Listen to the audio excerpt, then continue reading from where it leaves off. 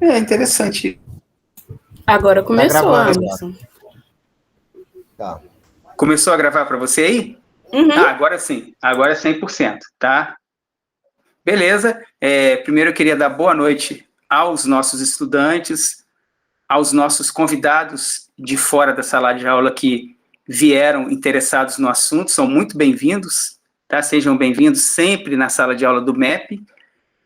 E aos nossos pesquisadores que, na verdade, foram aqueles que tiveram a iniciativa da gente estar fazendo essa conversa hoje aqui.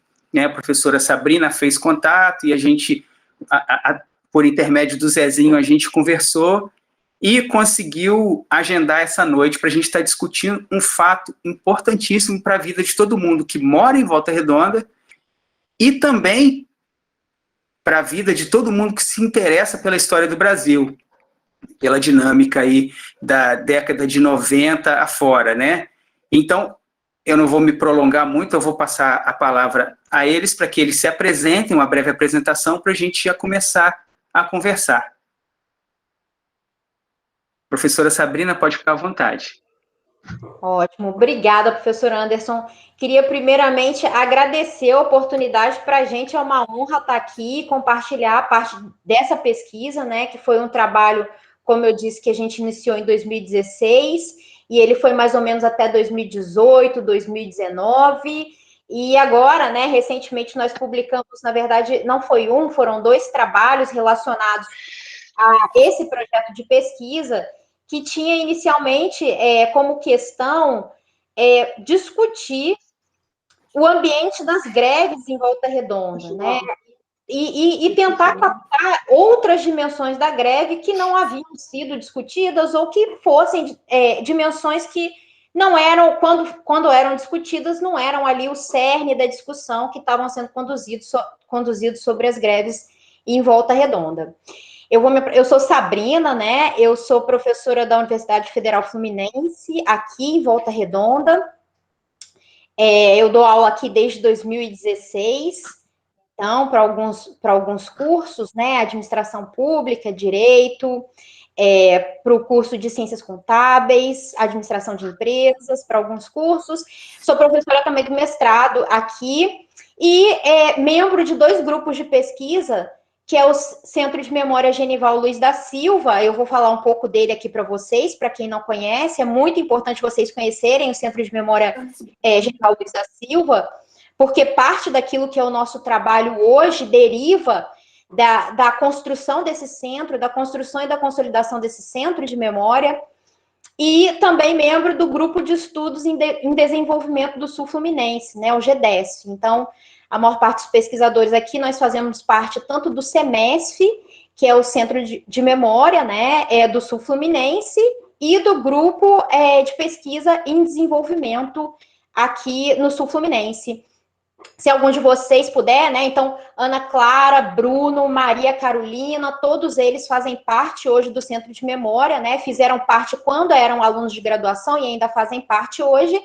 E o Centro de Memória atua ativamente na guarda, né, e divulgação, mais divulgação do que guarda, né, a gente não é exatamente um acervo, embora nós tenhamos nos últimos anos recebido acervos privados, né, documentos sobre a memória de Volta Redonda, mas atuamos também na divulgação de documentos sobre a história da cidade. Alguns de vocês poderiam, Ana Clara ou Bruno, Maria, divulgar aí no chat o site do Centro de Memória, porque lá também, pessoal, o Centro de Memória, ele é um centro que se formou principalmente depois do trabalho da Comissão da Verdade.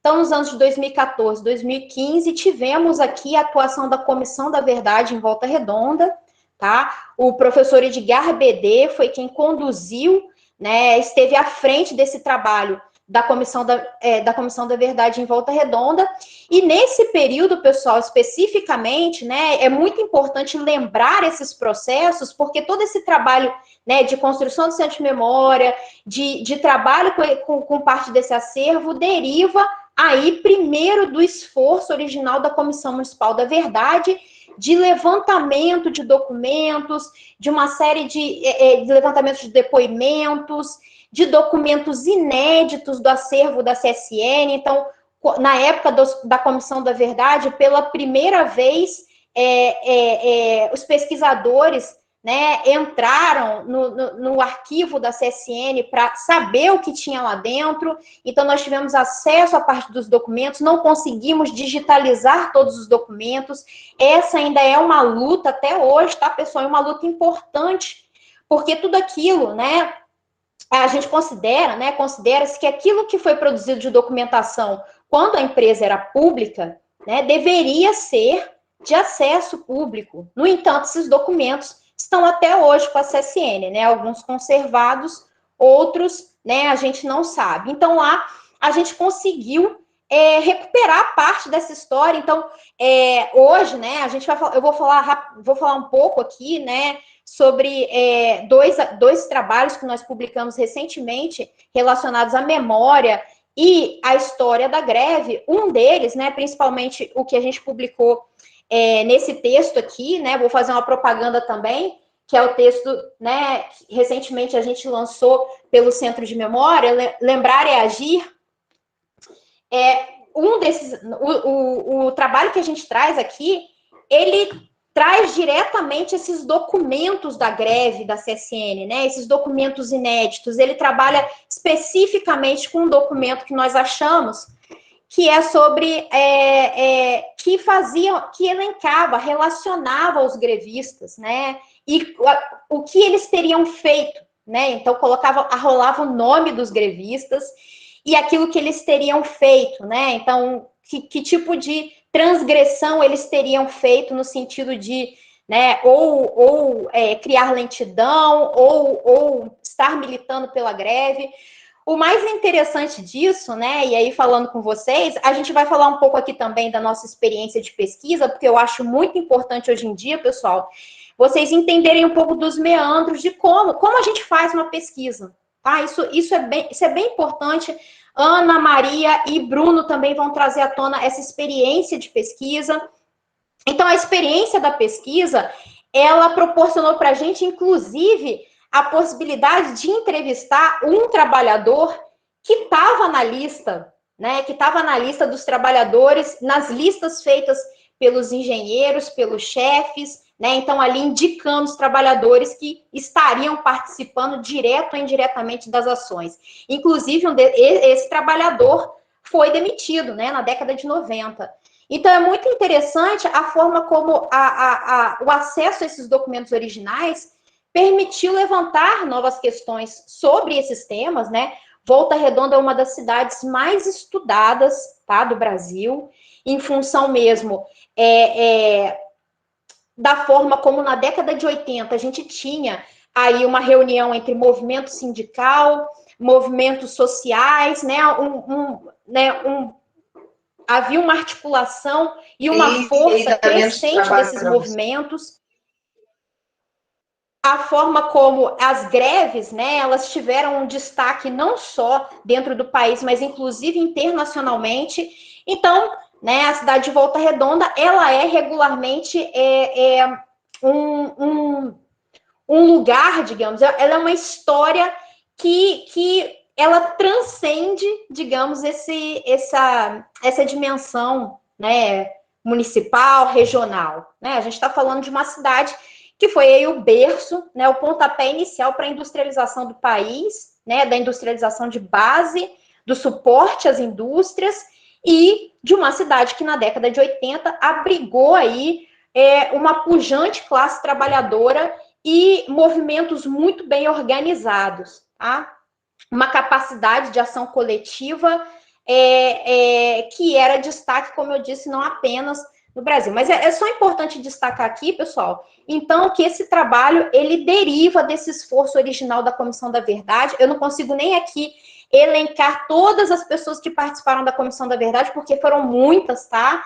Então, assim, foram muitos alunos da UF, voluntários, o professor Edgar BD, então, professores, e nesse sentido nós conseguimos organizar um material que deu origem ao Centro de Memória, E o Centro de Memória hoje atua, como eu falei para vocês, pessoal, não só na divulgação, não só na coleta, produção de material sobre a história da cidade e divulgação desse material, mas atua também na divulgação, seja via internet, seja via projetos de extensão. Então, nós temos projetos de extensão onde nós levamos para a escola algumas discussões, mas particularmente, pessoal, uma dimensão muito importante sobre a história da região que quase não se discute, que é o fato de Barra Mansa ter abrigado um centro de tortura, tá? Um centro de tortura importante, tá? Durante a ditadura militar, e que hoje, né, nós temos há um trabalho, né, do Centro de Memória para a transformação daquele espaço de tortura num museu, no espaço de memória das vítimas, memória das vítimas da ditadura, mas também o Museu do Trabalho, tá? Uma vez que a gente, né, tem uma tradição e tem uma história importante, tá? Então, queria destacar primordialmente essa origem, né, a origem desses trabalhos.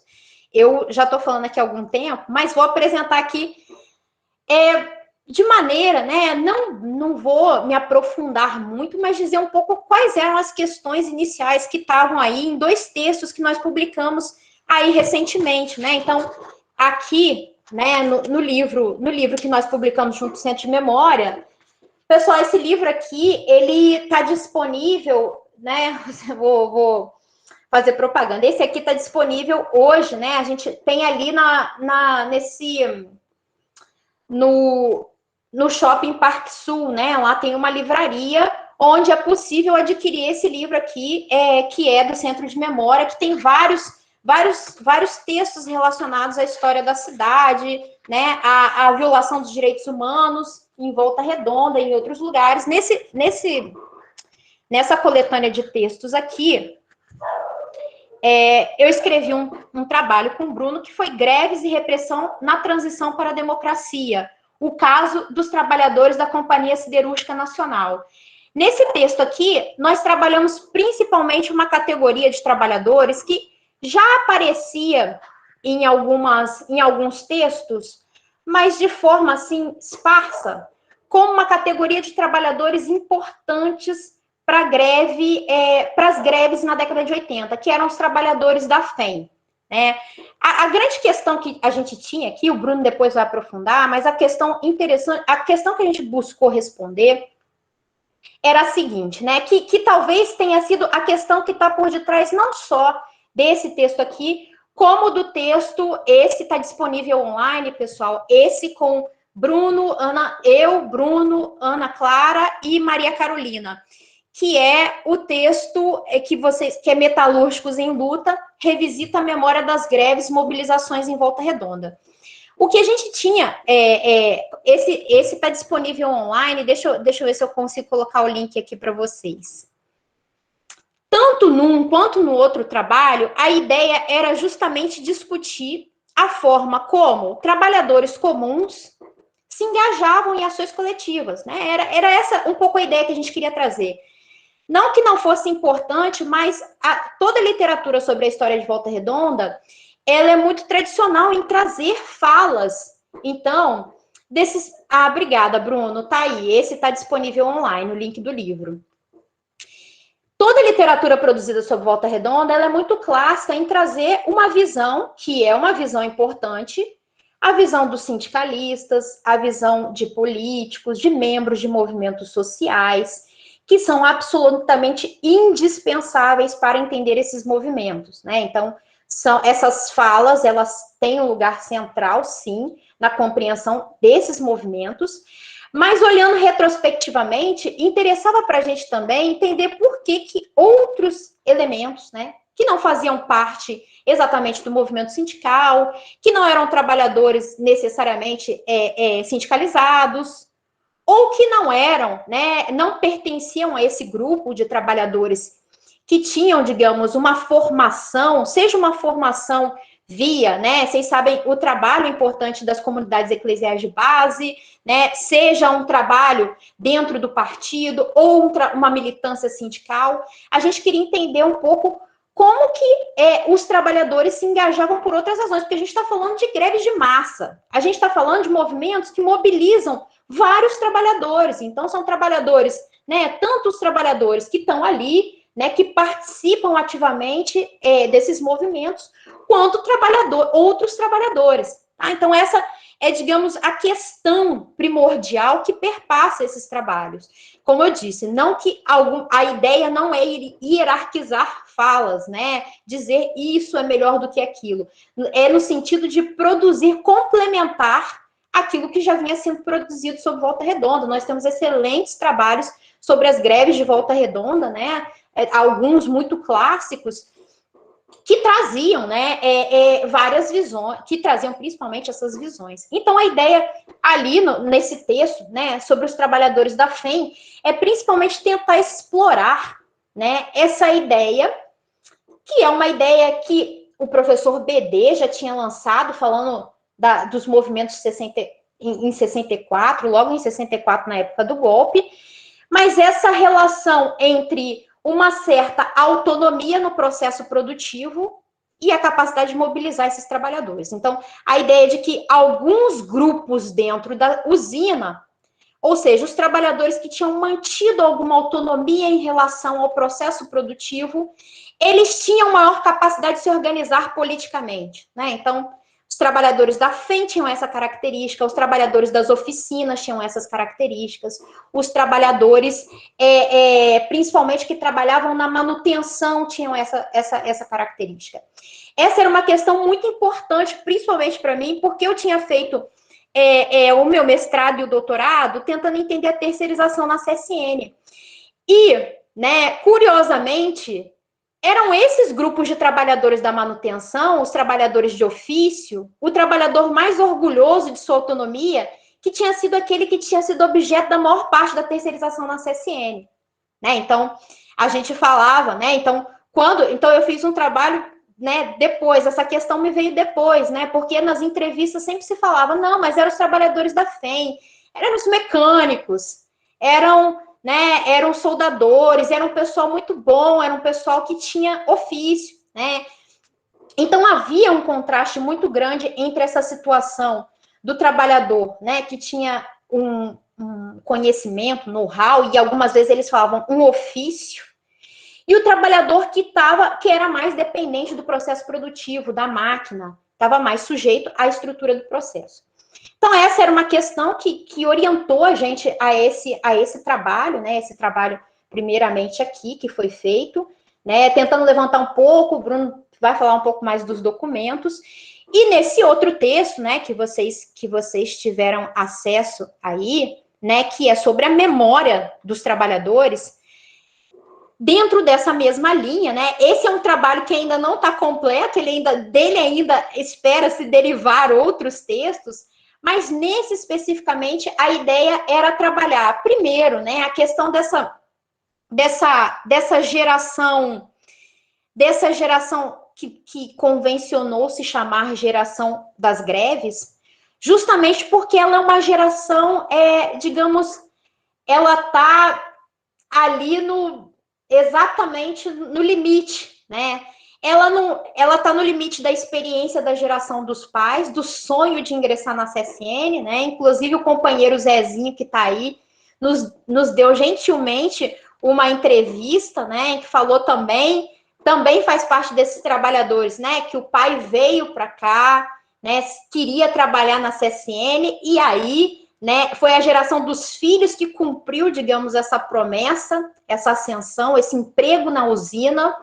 Então, a ideia era trabalhar um pouco a característica dessa geração e entender, né, todas as entrevistas nesse sentido, né, que nós fizemos para compor esse texto, elas eram muito livres, né, no sentido de que a gente não queria exatamente oferecer muita coisa para que os trabalhadores dissessem, organizassem da forma como eles queriam a memória sobre aqueles eventos.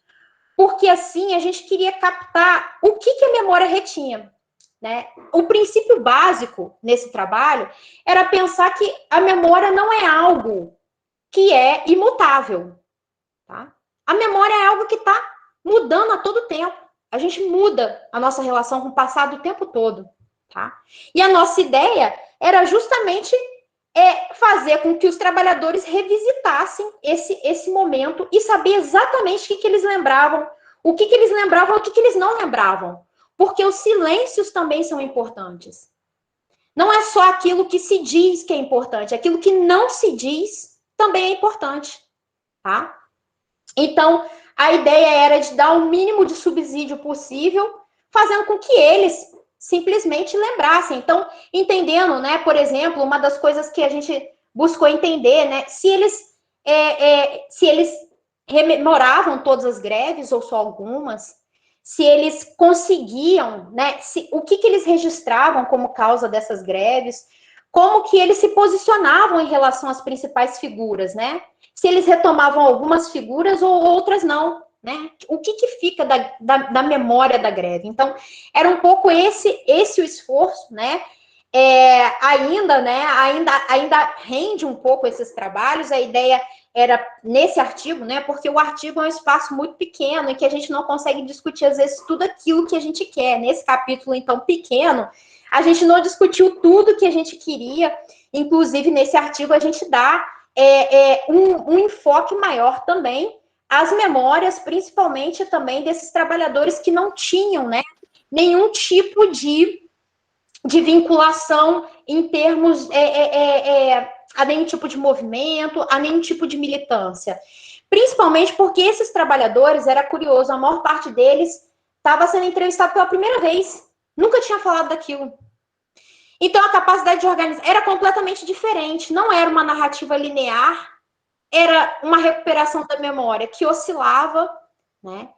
E era interessante perceber exatamente, justamente essas dimensões da memória e do silêncio na experiência, né? Nesse reviver das greves da década de 80. Mas foi, né, um trabalho, na verdade, muito interessante. Ele ainda não rendeu todos os frutos, né? A gente ainda não organizou tudo que é possível organizar em termos daquilo que a gente recolheu de material. Mas em parte, era essa ideia que está por detrás desses dois trabalhos.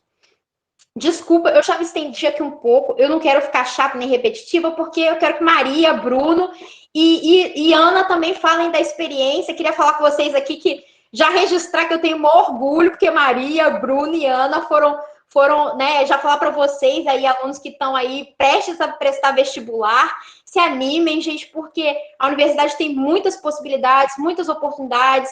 Ana, Maria e Bruno hoje são meu orgulho, todos eles estão aí bem encaminhados no mestrado, e eles vão falar um pouco porque eles começaram pesquisando na UF, né? Alguns começaram comigo, mas hoje continuam pesquisando aí nos programas de mestrado aí diferentes. Eles vão apresentar agora, né, a experiência de pesquisa deles nessa pesquisa e em outras pesquisas. Ô Sabrina, se você me permite uma parte rapidinho aqui, eu queria só puxar uma dimensão, que é a questão da memória da população jovem de Volta Redonda com relação a esses eventos que você citou agora há pouco.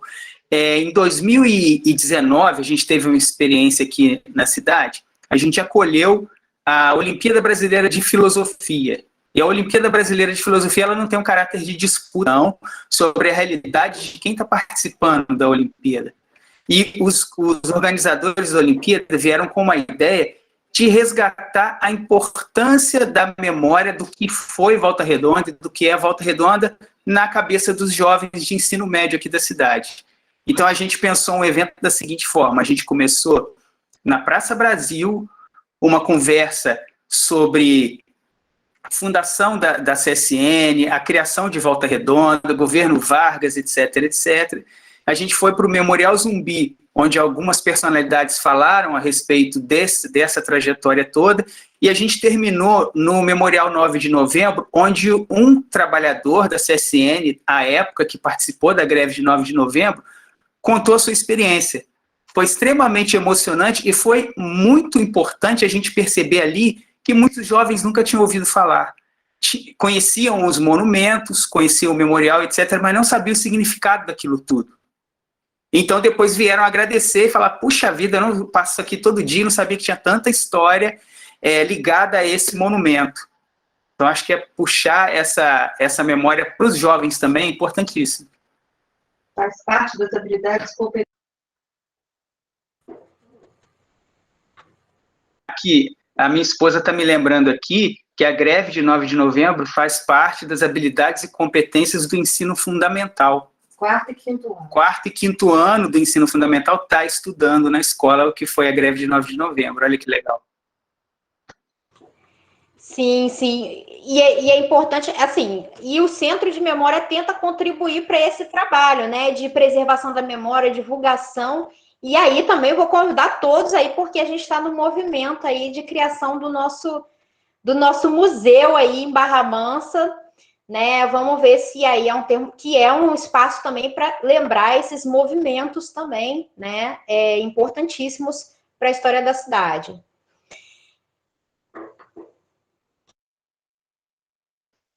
Esteja à vontade para conduzir aí. Pessoal, então acho que agora na ordem Bruno vai falar, depois Maria e depois Ana? Tá, então, depois Ana e depois Maria.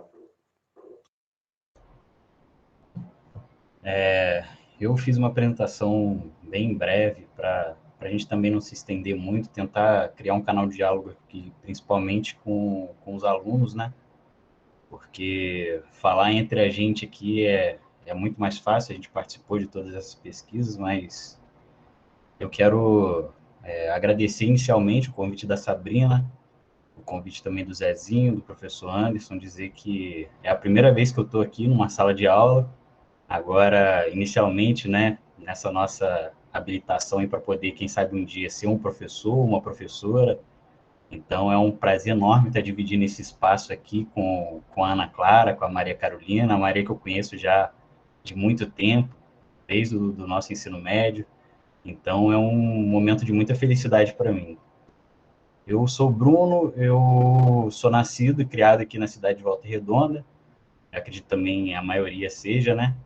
Eu sou, não sei se tem gente de lá, não estou vendo aqui quantos alunos estão, mas eu sou lá do bairro do Belo Horizonte.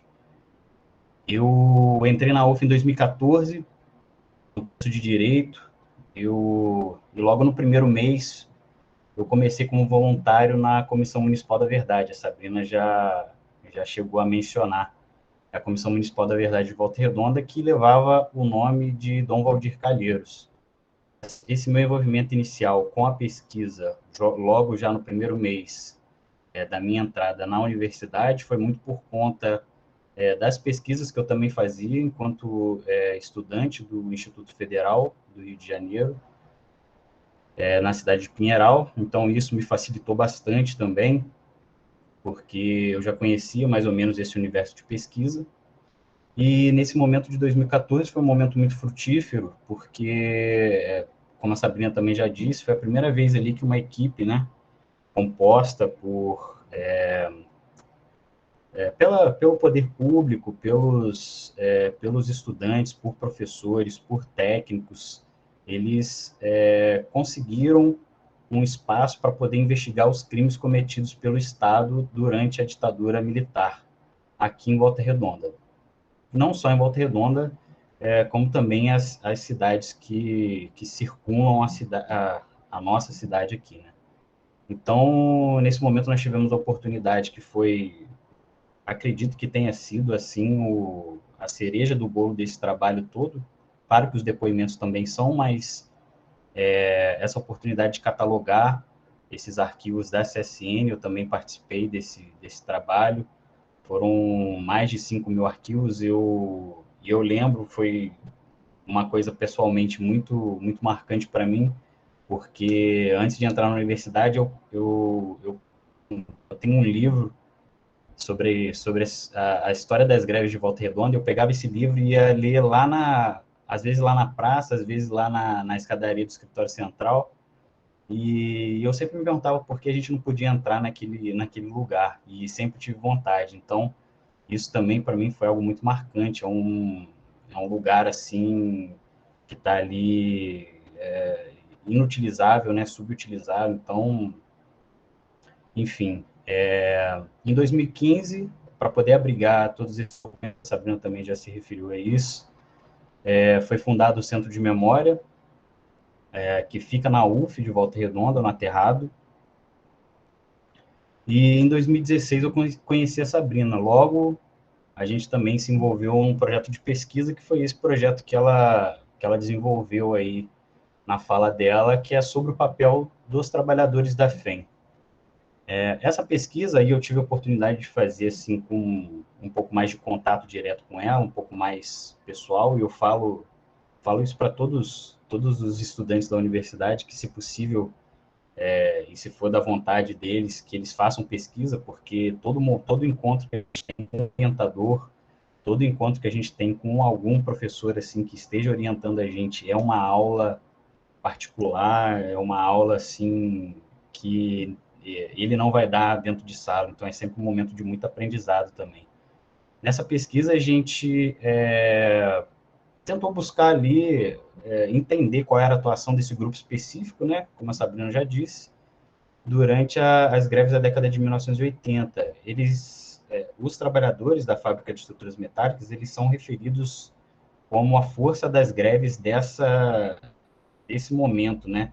Só que nunca nenhum trabalho chegou a reunir narrativa ou descrever esses grupos. Então, o nosso esforço ali foi, junto desse material que a gente conseguiu coletar na CSN, é um material inédito, porque ninguém teve acesso, a gente conseguiu algumas fotos também, não é um material assim completo, mas a gente conseguiu algumas fotos desse material inédito da CSN, e foi de fazer uma leitura analítica desses arquivos, juntamente com alguns depoimentos de trabalhadores que prestaram esse depoimento para a Comissão Municipal da Verdade, e ali tentar entender alguns pontos que eram importantes, porque a gente trata da greve de 88 muito assim, de uma maneira geral, né? A greve de 88, 9 de novembro, aconteceu, mas tem várias outras histórias ali, né, periféricas, entre aspas, que contribuíram para aquele cenário, para aquele contexto todo. Então, o nosso trabalho ali foi de tentar identificar alguns lugares assim que são importantes, né, e que foram importantes para que esses trabalhadores conseguissem organizar, e por que esses lugares foram importantes. Então aparece muito recorrente, foi muito recorrente na nossa pesquisa o pátio da Superintendência de Oficinas Mecânicas, porque aí os próprios depoimentos e alguma coisa na bibliografia diz que aquele lugar era um lugar assim, que era um lugar aberto, era um lugar que os funcionários que eram os volantes, né, que trabalhavam na manutenção ali de toda a usina, então tinha contato com todos os trabalhadores, eles se encontravam ali, a famosa SOM, e isso foi importante para a gente conseguir entender ali por que, né, esses trabalhadores da FEM, eles se reuniam nesse local. As lideranças também, porque comumente a bibliografia trata as greves a partir dessas lideranças metalúrgicas. Então, nas listas de grevistas que a gente conseguiu identificar, muitos deles não eram propriamente lideranças do movimento, né, porque a gente consegue aqui eleger, contando numa única mão, pela bibliografia clássica, né, algumas pessoas, só que a gente conseguiu identificar, se não me engano, uma dezena ou um pouco mais que isso, e pessoas que depois foram, se não foram líderes naquele momento, elas, por conta, né, do acúmulo político, por conta da organização política que ocorreu ali naquelas greves, que a gente acabou analisando as greves também de 84, 85, 86, 87, se não me engano, e a greve de 88 e 90 também, né, porque são as greves ali da transição, elas viraram líderes dessas greves posteriores. Muitos desses documentos eles foram produzidos pela Assessoria de Segurança e Informação da usina. Essa Assessoria de Segurança e Informação era uma assessoria que funcionava não só aqui na usina siderúrgica, ela funcionou também em várias outras empresas estatais e também privadas, como a Volkswagen, que prestava informações diretamente ao SNI, ao Sistema Nacional de Informação, que era ligado diretamente à presidência da República à época, né, aos ditadores à época. Então, havia, né, um braço ali da ditadura militar dentro da própria usina que controlava, que perseguia os trabalhadores, e não só os trabalhadores que se organizavam, que eram sindicalizados ou que eram oposição, mas qualquer tipo de movimentação ali que fosse contrária ou considerada, né, subversiva. Nessa leitura que a gente fez sistemática dessa documentação, a gente conseguiu perceber a repressão do Exército fortíssima sobre os movimentos grevistas, principalmente depois do ano de 1986, em um desses episódios, culminando na morte dos 3 operários, lá dentro da usina, no dia 9 de novembro.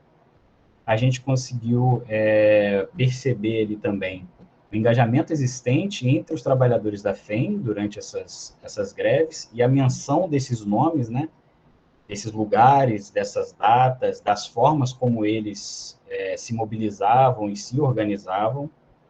E outra coisa também que é bem interessante, que também corrobora com uma tese que foi levantada, salvo engano, agora eu não me lembro, não sei se pelo BD, e está sendo trabalhada pelo professor Marco Aurélio Gandra, que é a questão da ditadura tardia em Volta Redonda.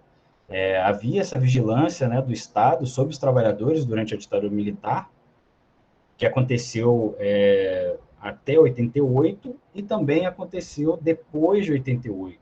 A gente encontrou documentos que foram confeccionados, né, por esse braço da repressão durante 89, 88, 89 e 1990, ou seja, depois ali da Constituição de 88, que é do dia 5 de outubro. A greve aconteceu no dia 9 de novembro, ou seja, um mês só depois dessa promulgação, né? Então, de maneira geral, ali, a FEM ela foi criada num momento para ser uma empresa para construção civil, para montagem de estruturas metálicas para construção civil. Ela começa ali como sendo uma subsidiária, e depois ela vai ganhando um status, né, uma importância, com obras que vão para muito além de Volta Redonda. Então, ela tem obras no Brasil inteiro. A gente conseguiu também ter acesso a essa documentação, esses relatórios dessas obras. A Ponte Rio-Niterói é uma das obras que leva aço CSN, né, aço da Fábrica de Estruturas Metálicas, a Torre de TV de Brasília também. E durante algum tempo, os trabalhadores tanto da CSN quanto da FEM, eles tiveram ali os mesmos direitos, só que isso depois foi se desmantelando, né? Por conta também, pelo menos aqui o que a gente consegue perceber, dessa movimentação e organização que existia entre esses trabalhadores. Então, depois da privatização, em 1993, e a chegada do neoliberalismo no Brasil, né, as flexibilizações trabalhistas, a terceirização, ela acabou sendo extinta. E agora, para poder falar um pouco, né, da minha trajetória atual, eu terminei o Direito em 2019, ingressei no mestrado em Sociologia e Direito pela UF, só que é pela UF de Niterói. E hoje em dia eu continuei na pesquisa sobre trabalho, eu pesquiso trabalho, classe trabalhadora, flexibilização, e atualmente, né, pelas discussões atuais também que existem, eu tenho me dedicado a entender as mutações do mundo do trabalho, mas principalmente ali do trabalho organizado pela indústria 4.0, que é a indústria digital. Então, eu tenho tratado ultimamente, mas não só, ultimamente, de uberização e plataformização do trabalho, de trabalho sem estatuto, ou seja, aquele trabalho que não tem proteção nenhuma, que não tem regularização, nenhum tipo de proteção, e numa perspectiva que é diferente da metalúrgica, trabalhar com outras categorias de trabalhadores, que é diferente da categoria metalúrgica. Aí entram outras questões e problemáticas sobre Volta Redonda, que eu também estou discutir presencialmente com Sabrina, com Rafael, com a Alejandra, com todo mundo lá do VMD. E, para mim, o mais incrível de poder fazer pesquisa é de poder pesquisar sobre a minha cidade. E aí você me pergunta assim, mas Bruno, por que fazer pesquisa? Aí cada pesquisador vai te dar uma resposta bem pessoal.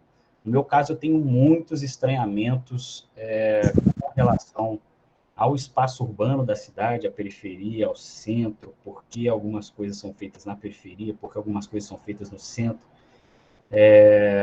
Como esse espaço ele se desenvolveu por conta da usina e também porque ele não se desenvolveu, né, por conta da usina também, e porque esses espaços eles se desenvolvem também independentemente dessa usina, as relações sociais e de poder que foram, né, produzidas a partir disso, e principalmente depois da privatização da usina siderúrgica aqui em Volta Redonda, as relações relativas à organização do trabalho aqui, e aí como eu já me referi a um trabalho que é um trabalho sem estatuto, é um trabalho que não tem uniforme, as pessoas não batem ponto, não tem mais um lugar de trabalho, agora todo mundo trabalha do home office, né? A gente está todo mundo aqui em casa, então tem todas essas questões ligadas ao trabalho, e eu, por vir de um bairro da periferia aqui, todos esses contrastes, eles sempre me incomodaram muito.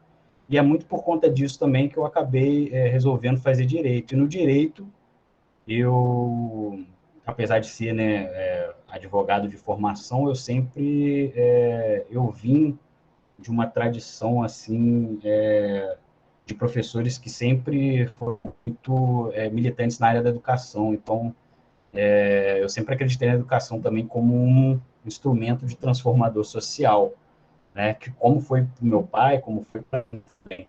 Então, para mim, a educação é e sempre será um ato político, e ele só pode existir, né, se houver afeto. Eu cresci querendo ser como Julieta, Glaucio, Tiago, Cristiana, como a Sabrina, como o Alejandro, Rafael, Ana Paula e tantos outros que me inspiraram, né? E eu espero, desejo muito vê-los, vocês todos, nos corredores das universidades, seja lá qual for a escolha de vocês. E quem sabe um dia, né, eu possa ter o prazer de ser professor de vocês também em algum momento. Eu espero que ano que vem a gente consiga dar chega para lá, nesse protofascista, né, e que reste universidades aí para a gente poder continuar fazendo esse nosso trabalho. Obrigado.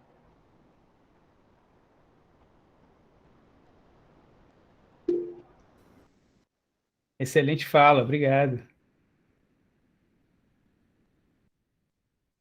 Eu não sei se eu posso falar em nome da coordenação pedagógica, mas em nome da coordenação de ciências humanas, as portas do nosso PVC estão abertas, tá, professor?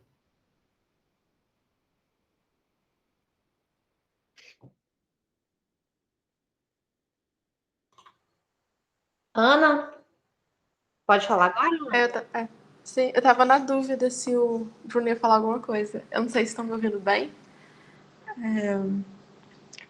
Qualquer coisa, eu peço desculpa porque tem muito barulho aqui na Amaral Peixoto, mas é isso. Meu nome é Ana Clara, eu fui, né, aluna da Sabrina, fui orientando dela. Eu entrei na UF daqui, acabei indo para a UF de Niterói para cursar Sociologia e agora faço mestrado na UFRJ. Eu acho que, assim, quando a gente estava fazendo essa pesquisa sobre memória, né, a gente conversou muito, né, entre nós quatro, e essa questão, né, de que todo mundo aqui é filho de metalúrgico, né, tirando o Bruno, na verdade, não é, mas, tipo, de pessoas que estão ligadas com isso. Então, eu cresci, assim, tendo essa imagem muito heróica, assim, das pessoas que construíram a CCN, que trabalharam na CCN, fizeram greve na CCN.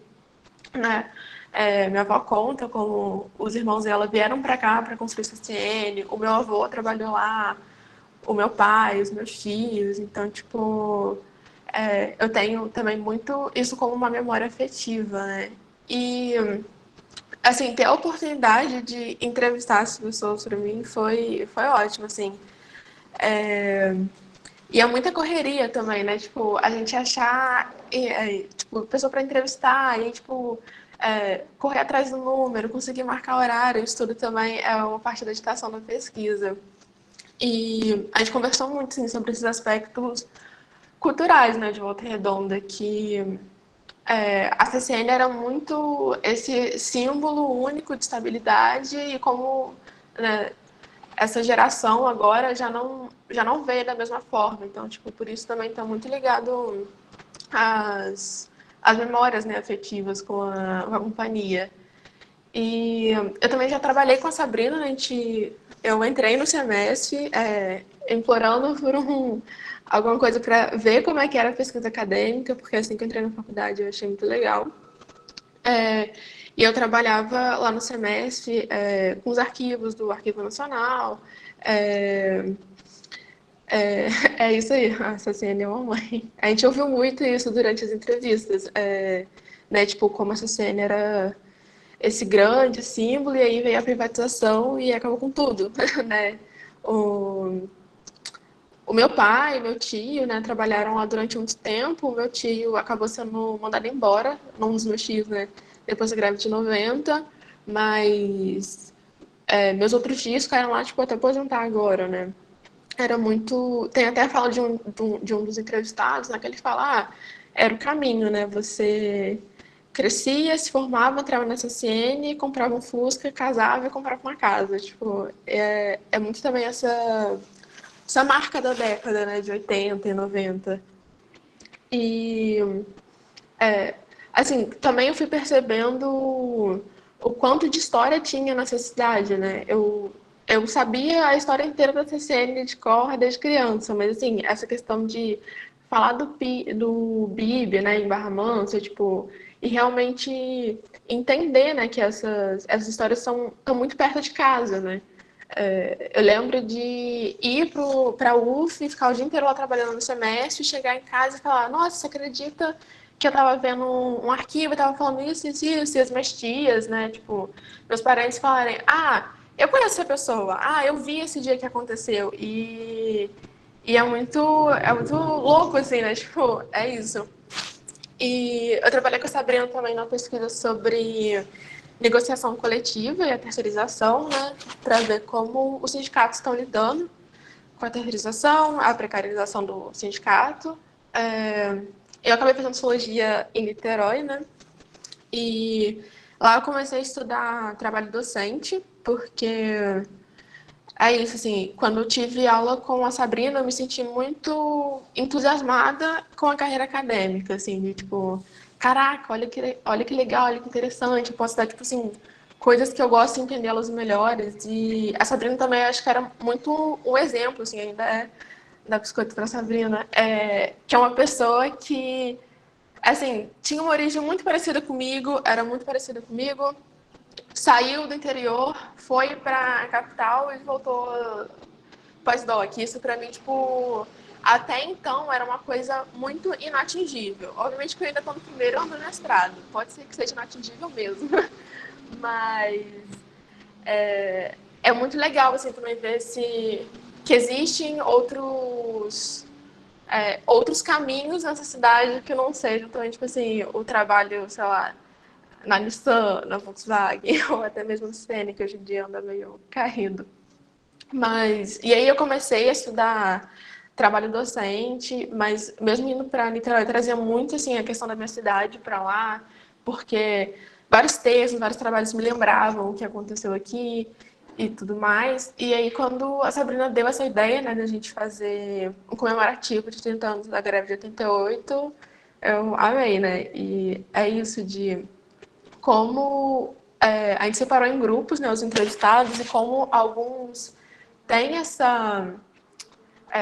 meio que uma linha cronológica reta, né, de como os eventos aconteceram e como outros vão e voltam, e normalmente as pessoas que têm essa linha cronológica, tipo, pensada já, são pessoas, tipo, que foram entrevistadas várias vezes sobre, né? Pessoal do sindicato, do movimento, enquanto pessoas que não eram militantes, por exemplo, como meu pai, meu tio, eles veem tudo como, assim, uma coisa muito rápida, muito sem sentido, mas que foi muito importante. E tem até uma fala também que eu gosto muito, que é que o entrevistado fala: ninguém ali era bandido, todo mundo era trabalhador. E o exército entrou, né, e mataram 3 de nós. E como isso é muito marcante, né? De tipo, a greve é digna porque a gente é trabalhador. Mas é isso, assim, todas as greves são dignas, né? Porque as pessoas estão procurando por direitos e elas são trabalhadoras. E é isso, assim, agora eu estou no mestrado da UFRJ. Eu faço exatamente 3 jovens, um tinha acabado de sair do exército, estava com 18 anos, né? E, enfim, assim, é uma coisa muito... Né, o Marcelo Felício, que é o do sindicato, ele fala, assim, que um dos 3 caiu do lado dele, ele viu a pessoa, tipo, sabe, perto dele. E é tenso, né? Assim, é uma coisa muito simbólica também para a sociedade. E,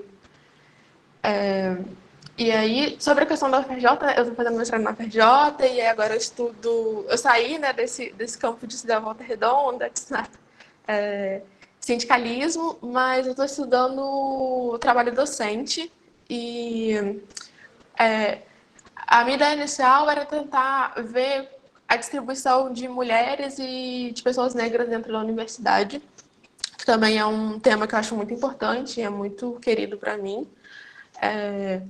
Ainda, né, tipo assim, tá tentando arrumar o projeto, é isso, né, tipo, nessa correria a gente troca alguma coisinha toda hora, mas é isso, assim, tentar entender as tarefas que são divididas para mulheres, para homens, para pessoas negras, e essa diferença também, porque eu acho que fazendo esse tipo de pesquisa, reconhecendo esse tipo de coisa, em geral, né, a partir do momento que a gente reconhece alguma coisa e ela vira um objeto de pesquisa, traz bastante luz para isso. Então, é assim, quando a gente pesquisa sobre a greve, isso traz uma luz para a gente tentar entender, né, a Comissão da Verdade também, né, o quanto isso trouxe um holofote para tudo que aconteceu no BIB e muitas pessoas não sabiam.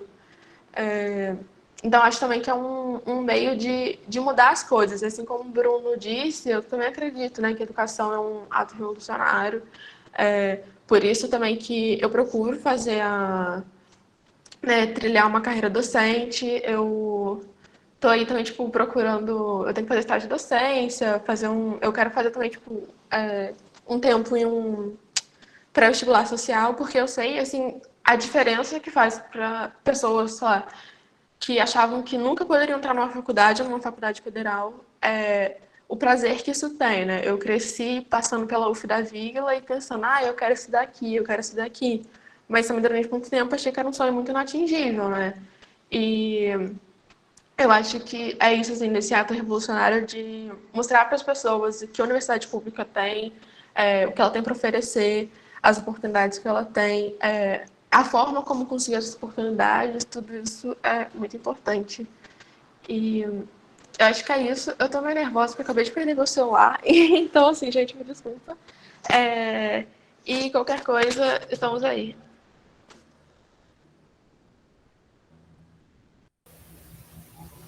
Eu posso dar prosseguimento, então? Então, gente, boa noite, né? Boa noite a todos. Eu sou a Maria Carolina, tenho 23 anos. Eu, em primeiro lugar, né, gostaria de cumprimentar todos vocês, né, que estão aqui presentes, agradecer o convite. Eu, como Bruno, estou muito emocionada por estar tendo aqui essa primeira experiência, né, do que eu imagino que eu assim, desejo para o meu futuro, que é docência. Enfim, como eu fiquei com a última fala aqui dentro do nosso grupo de pesquisa, eu primeiro vou, né, me colocar assim de acordo com tudo, né, que os colegas falaram. E como eles já falaram bastante a respeito do projeto, acredito que eu vou estar agregando mais assim na minha fala, se eu trouxer um pouco mais sobre essa minha jornada pessoal, né, coisa que meus colegas também fizeram, e esses diferentes momentos onde, assim, o meu caminho se cruzou, né, com essa temática, com Volta Redonda, com a UF, com o Centro de Memória, enfim. Em primeiro lugar, eu sou nascida barramancense, né? Não sei, assim, acredito que grande parte daqui deva ter gente de Barra Mansa também, gente da região, né, Volta Redonda, enfim. E, como vocês sabem, Barra Mansa é uma cidade, assim, né, muito movimentada. Então, assim, na minha infância, né, quando eu era criança, grande parte da minha vida, né, foi sempre atrelada à Volta Redonda, né, então minha memória está sempre direcionada às figuras, assim, de Volta Redonda. Né? Então, assim, tem alguns elementos importantes, assim, dessa minha memória afetiva a respeito de Volta Redonda, que, assim, são totalmente visíveis, as imagens são totalmente visíveis na minha cabeça. Entre eles, né, a figura da CSN, né? Então, eu lembro que toda vez que eu ia passear, assim, né, que a gente saía de ônibus de Barra Mansa para Volta Redonda, ia para o shopping, e eu passava ali de um ônibus perto ali do Conforto e via, né, a CSN, achava aquilo super interessante. E também quando estava na praça de alimentação, né, no CD Shopping, eu sempre ficava assim, boquiaberta, super impressionada com o Alto Forno, achava aquilo demais. Ficava sempre, tipo, tenho muito isso na minha memória. Da CSN como parte de Volta Redonda, né? Até falando mesmo a respeito do CD Shopping, né, uma coisa que é interessante é que teve um professor meu no ensino médio que ele não era daqui, né, ele era de outra região, enfim. E aí eu lembro de uma vez dele corrigindo, né, uns colegas na turma falando assim que não era cider, era cider, né, porque ele imaginou que fosse uma palavra em inglês. E aí todo mundo na hora, não, é cider, porque é de siderurgia, é do siderúrgico. Enfim, né, remontando, trazendo à tona essa memória que é muito presente aqui na cidade, né, do legado da siderurgia. Mas, enfim, e acho que isso é interessante para a gente trazer, né, um enfoque que é tratado nesse texto, né, nesse capítulo que a gente publicou, os 4, que é a respeito dessa relação umbilical, né, existente entre a CSN e Volta Redonda. E, como eu disse, ela vai, né, sempre moldando essa nossa perspectiva, né, a nossa memória. Enfim, acho que isso é muito presente na minha vida e eu acredito que também seja muito presente na vida de vocês. Mas, assim, dando prosseguimento aqui na minha fala, né, eu me formei em administração pública, né, na UF, aqui no Aterrado, e eu estudei em escola pública a minha vida toda. Então, assim, corroborando com a fala do Bruno, com a Ana Clara, eu, assim, sou um testemunho vivo, né, da importância da educação e de como os nossos estudos, eles são capazes de levar a gente para voos mais altos que a gente não esperava, né?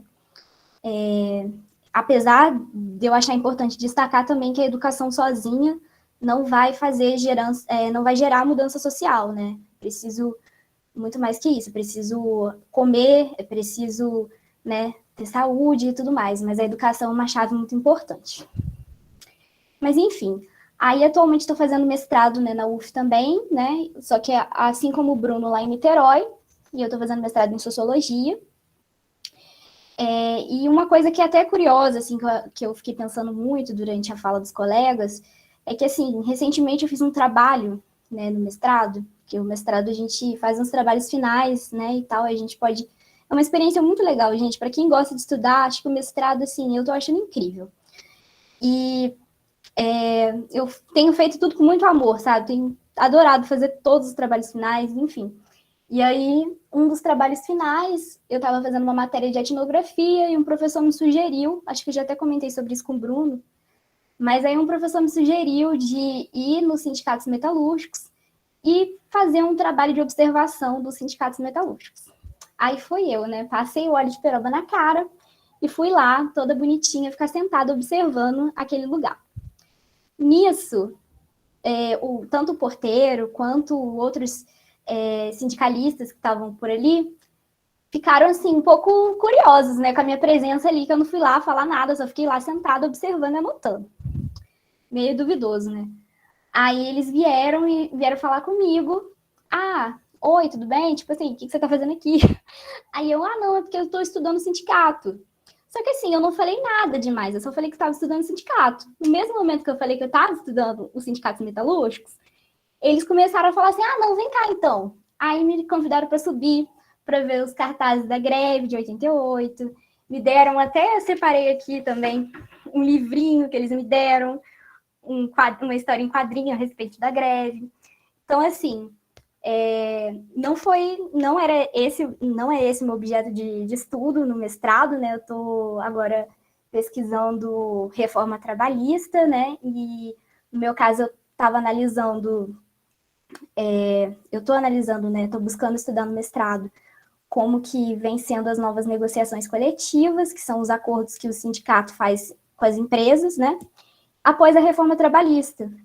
Mas mesmo eu estudando uma coisa diferente e tal, e eu não apresentando, né, o que eu estava estudando, o que me foi entregue foi, né, essa questão da centralidade da greve de 88, né? Então, acho que isso é uma coisa super interessante para a gente pensar, né? O lugar que tem a greve, enfim.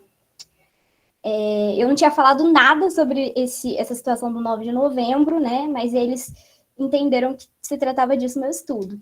E aí eu tô falando isso, né? Porque eu acho que isso vai refletir bastante, né? Uma outra questão que é pertinente no nosso texto, que é essa questão desse saudosismo que tem em relação à greve de 1988. E isso é muito presente em Volta Redonda, né? Principalmente quando a gente vai tratar de segmentos como sindicato. Né? Enfim, eu acho que eu me alonguei, né? Eu não sei se eu estou extrapolando tempo. Eu sou, assim, total pessoa que extrapola tempo. Se não, a Sabrina é testemunha disso. Se não tiver uma apresentação que eu extrapolo o tempo, não sou eu. Mas, assim, se vocês quiserem saber mais a respeito de outros aspectos, outras questões, eu estou super à disposição. Eu acho até interessante mencionar também a respeito do meu caminho com o Centro de Memória, né?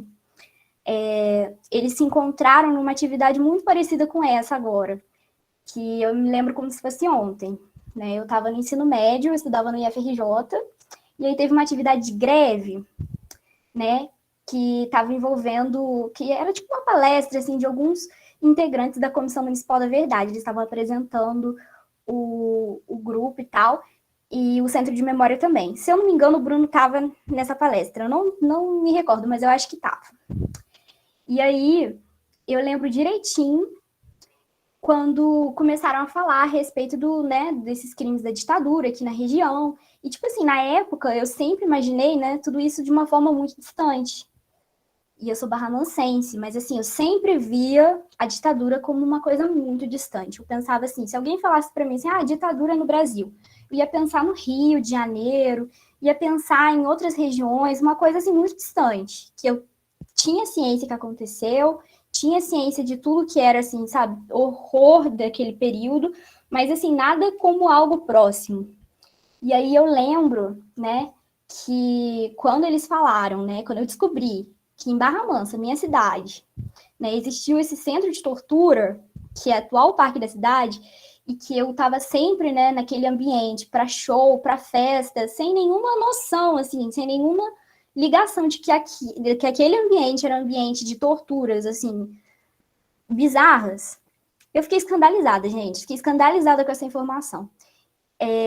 E aí, depois disso, eu acho que a minha vida mudou completamente. Parece até uma bobeira falar isso, mas, gente, juro para vocês, uma atividade que foi feita, assim, pelo Centro de Memória, uma fala até do Bruno, e eu, assim, isso me mudou completamente. Então, assim, eu lembro que depois disso, eu até perturbava bastante o Bruno no Facebook, ficava perguntando um monte de coisa.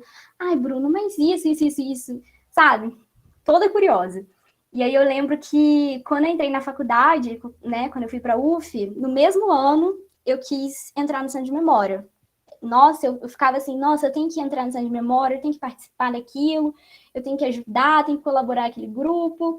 E, enfim, eu achava a causa tão pertinente, eu me sentia mas tão culpada por não fazer, assim, menor ideia do que acontecia na minha cidade, num lugar onde eu ia só para festejar e comemorar, né? E aí, nesse contato com o Centro de Memória, né, e também junto com uma disciplina, né, que eu amei, que foi uma disciplina preferida, que eu não estou falando para puxar saco, que foi Sociologia das Organizações, que a Sabrina ministrou, eu tipo assim, me interessei muito por esse assunto. Eu tenho certeza que hoje, se eu estou cursando mestrado em Sociologia, tem total relação com essa disciplina. E desde aquele primeiro contato, né, e eu já vi a Sabrina também no Centro de Memória, eu ficava muito querendo fazer parte do grupo de pesquisa dela, que na época tinha o Bruno e a Ana Clara. E aí eu lembro que eu fui assim, na cara e na coragem, não lembro nem se a Sabrina, nem sei se a Sabrina lembra disso, mas eu fui assim, toda cara de pau, falei assim, Alejandra, que a Alejandra tinha falado que a gente tinha que se inserir nos grupos de pesquisa. Aí eu falei assim, Alejandra, eu tô decidida em me inserir no grupo de pesquisa. Eu queria muito participar do grupo de pesquisa com a Sabrina. Tipo assim, lancei essa numa reunião com todo mundo. E aí a Sabrina, como sempre, assim, muito dedicada, muito dedicada, assim, uma professora excelente, foi lá e deixou eu participar do grupo e tal, e eu comecei a participar, comecei ajudando o Bruno, principalmente. Eu lembro que a gente trabalhou bastante com esses documentos, né, desses boletins, desses registros, e, enfim, depois também fui me aproximando mais da pesquisa com a Ana Clara, que foi onde eu me interessei mais, porque tinha mais relação na minha cabeça com, né, o que a gente discutia em Sociologia das Organizações, que era uma disciplina que eu tinha gostado muito, como eu falei. E aí, depois de um tempo, fui bolsista, né, entrei na pesquisa como bolsista, né, na mesma pesquisa que a Ana Clara. Só que acabou que, ao longo da pesquisa, né, a Ana Clara estudava terceirização, né, os impactos da terceirização na negociação coletiva, eu também estudei isso, só que a pesquisa, né, a gente costuma falar que ela tem um pouco de vida própria.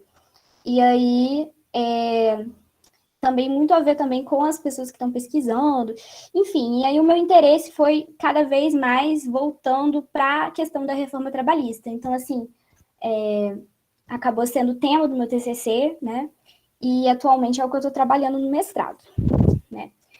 Então, eu acho que tudo isso, né, toda essa questão da pesquisa foi muito importante para mim, né, acho que foi essencial.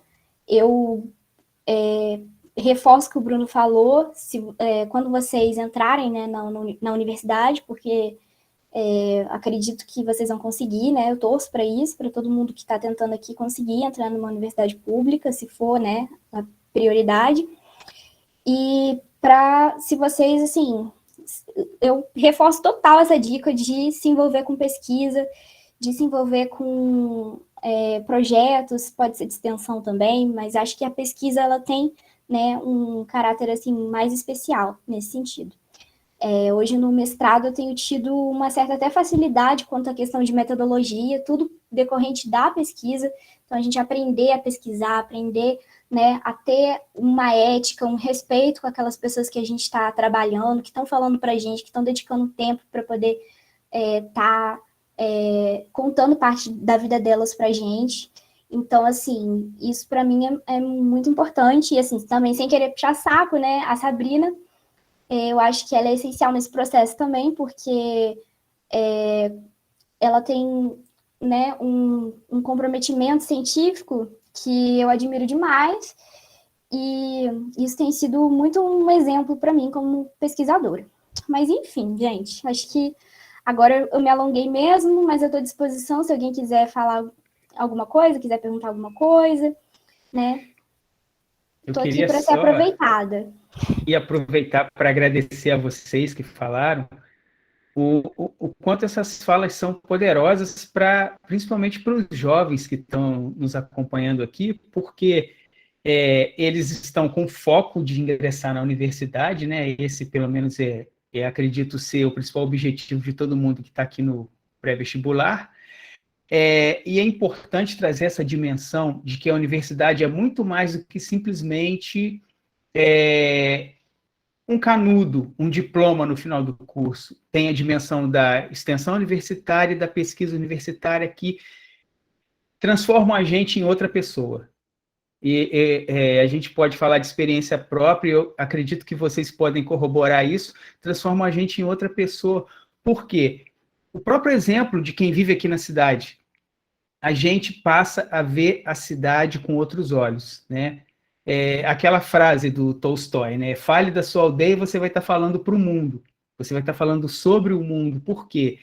aqui, esse chão que a gente pisa tem história, e tem muita história que, de certa forma, moldou o que a sociedade brasileira se tornou nesse nosso período contemporâneo aqui. Mas deixamos aí a professora Sabrina conduzir brilhantemente como ela está fazendo.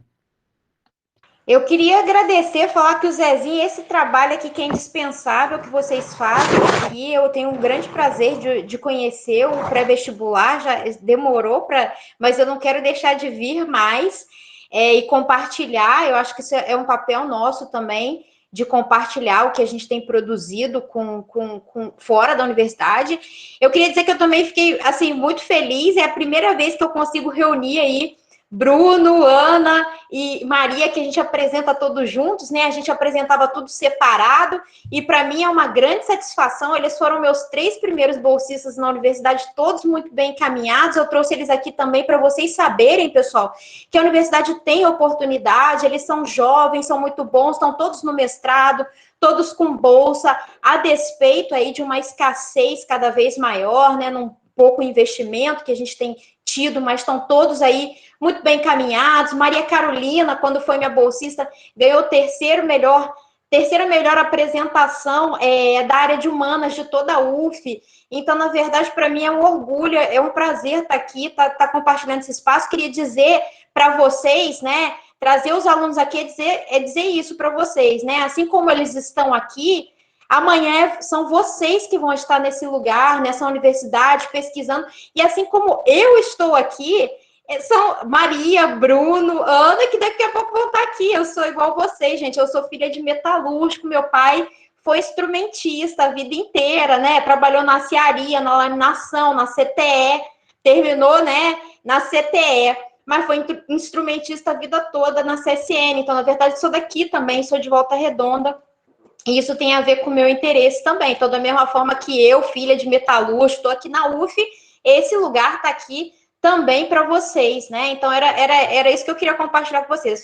A felicidade de estar aqui, de dizer sobre isso, de abrir agora o espaço para vocês perguntarem o que vocês quiserem, e dizer que é para vocês também, né?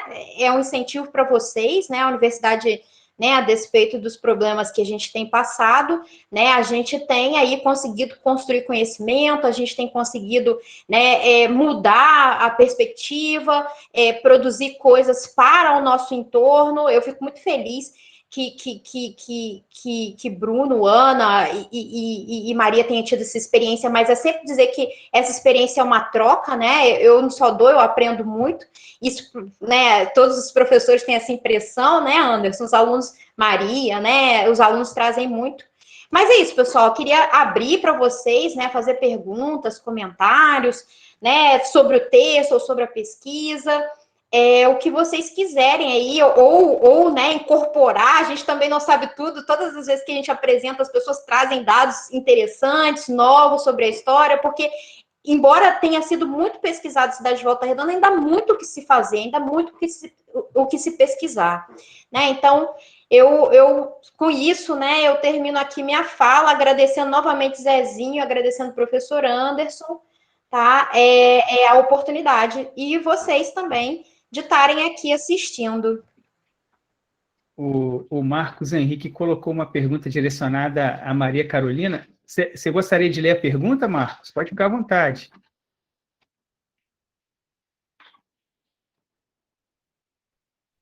Boa noite a todos, tudo bem? Maria Carolina, queria saber qual a sua opinião, em base do sua pesquisa, seu TCC que você fez, sobre a privatização da Companhia Siderúrgica Nacional e os acordos coletivos. Eu sou ex-funcionário da companhia, eu trabalhei 4 anos, pouco mais de 4 anos e meio na CSN, e ex-funcionários das concorrentes dela também. Trabalhei prestei serviço na ArcelorMittal, sou ex-estagiário da Gerdau. Então, já venho acompanhando o processo siderúrgico, né? Eu gostaria de saber qual a sua opinião da privatização da empresa, se é uma boa ou ruim. Para mim, eu, por ser ex-funcionário, eu considero, acho que um um péssimo negócio que o governo brasileiro fez, e o acordo coletivo. Eu acompanhei bastante o acordo coletivo dentro da CSN e eu vou falar para vocês que é uma loucura o que o acordo coletivo, as propostas que eles apresentam para os funcionários da CSN. É só isso. Muito obrigado.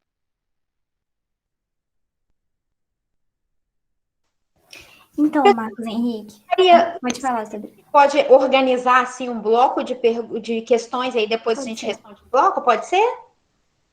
Que a gente mais alguém, a gente pega mais umas duas, né? Se mais alguém tiver, daí a gente pode ser assim, pessoal, Zezinho, professor Anderson. Perfeito, sem problema. Pessoal, mais questões? Podem perguntar aí para Bruno, para Ana, para mim, para Maria. Professora Eloá, professora Geórgia, professor Eric, estejam à vontade para perguntar também. Acrescentar, comentar também muito bem-vindos. Professora Iriné, que tem uma grande bagagem aí.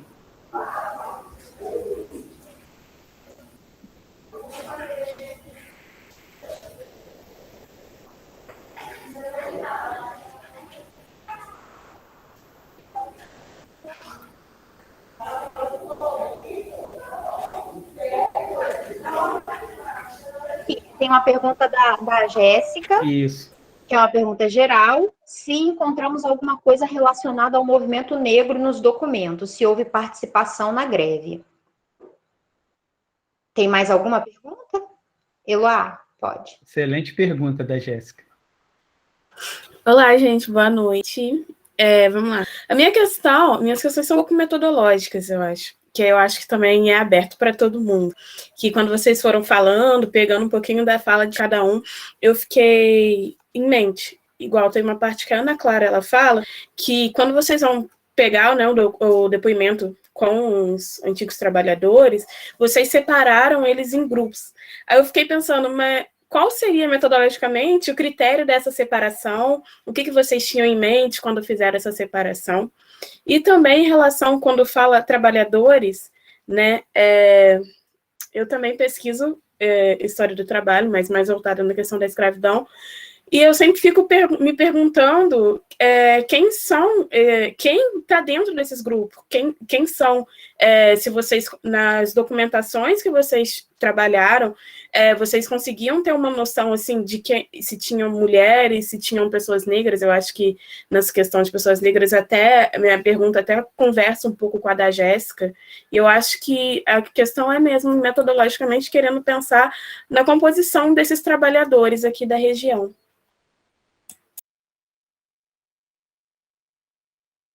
Perfeito, obrigada. Tem mais alguma pergunta, pessoal? Podemos responder esse bloco.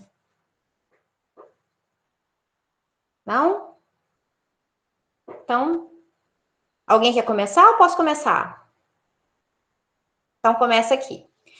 Bom, a primeira questão... Pessoal, muito obrigada pelas questões, são questões ótimas.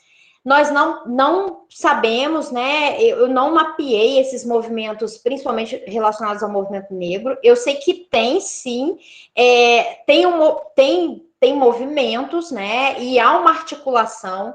Quem faz um trabalho muito interessante nesse campo é o professor Leonardo Ângelo. Leiam o professor Leonardo Ângelo, que ele faz uma discussão sobre trabalho, racismo, inclusive trabalhando a ideia de que é uma ideia muito importante, tá? E é muito pouco explorado no campo da sociologia como um todo, a forma como há uma segmentação também racial em termos de organização do processo de trabalho dentro da CSN, né? Então, atividades de risco, atividades, né, ali que tem insalubres, muito, em geral, relacionadas a, né, atividades onde estão alocados trabalhadores negros ou pardos.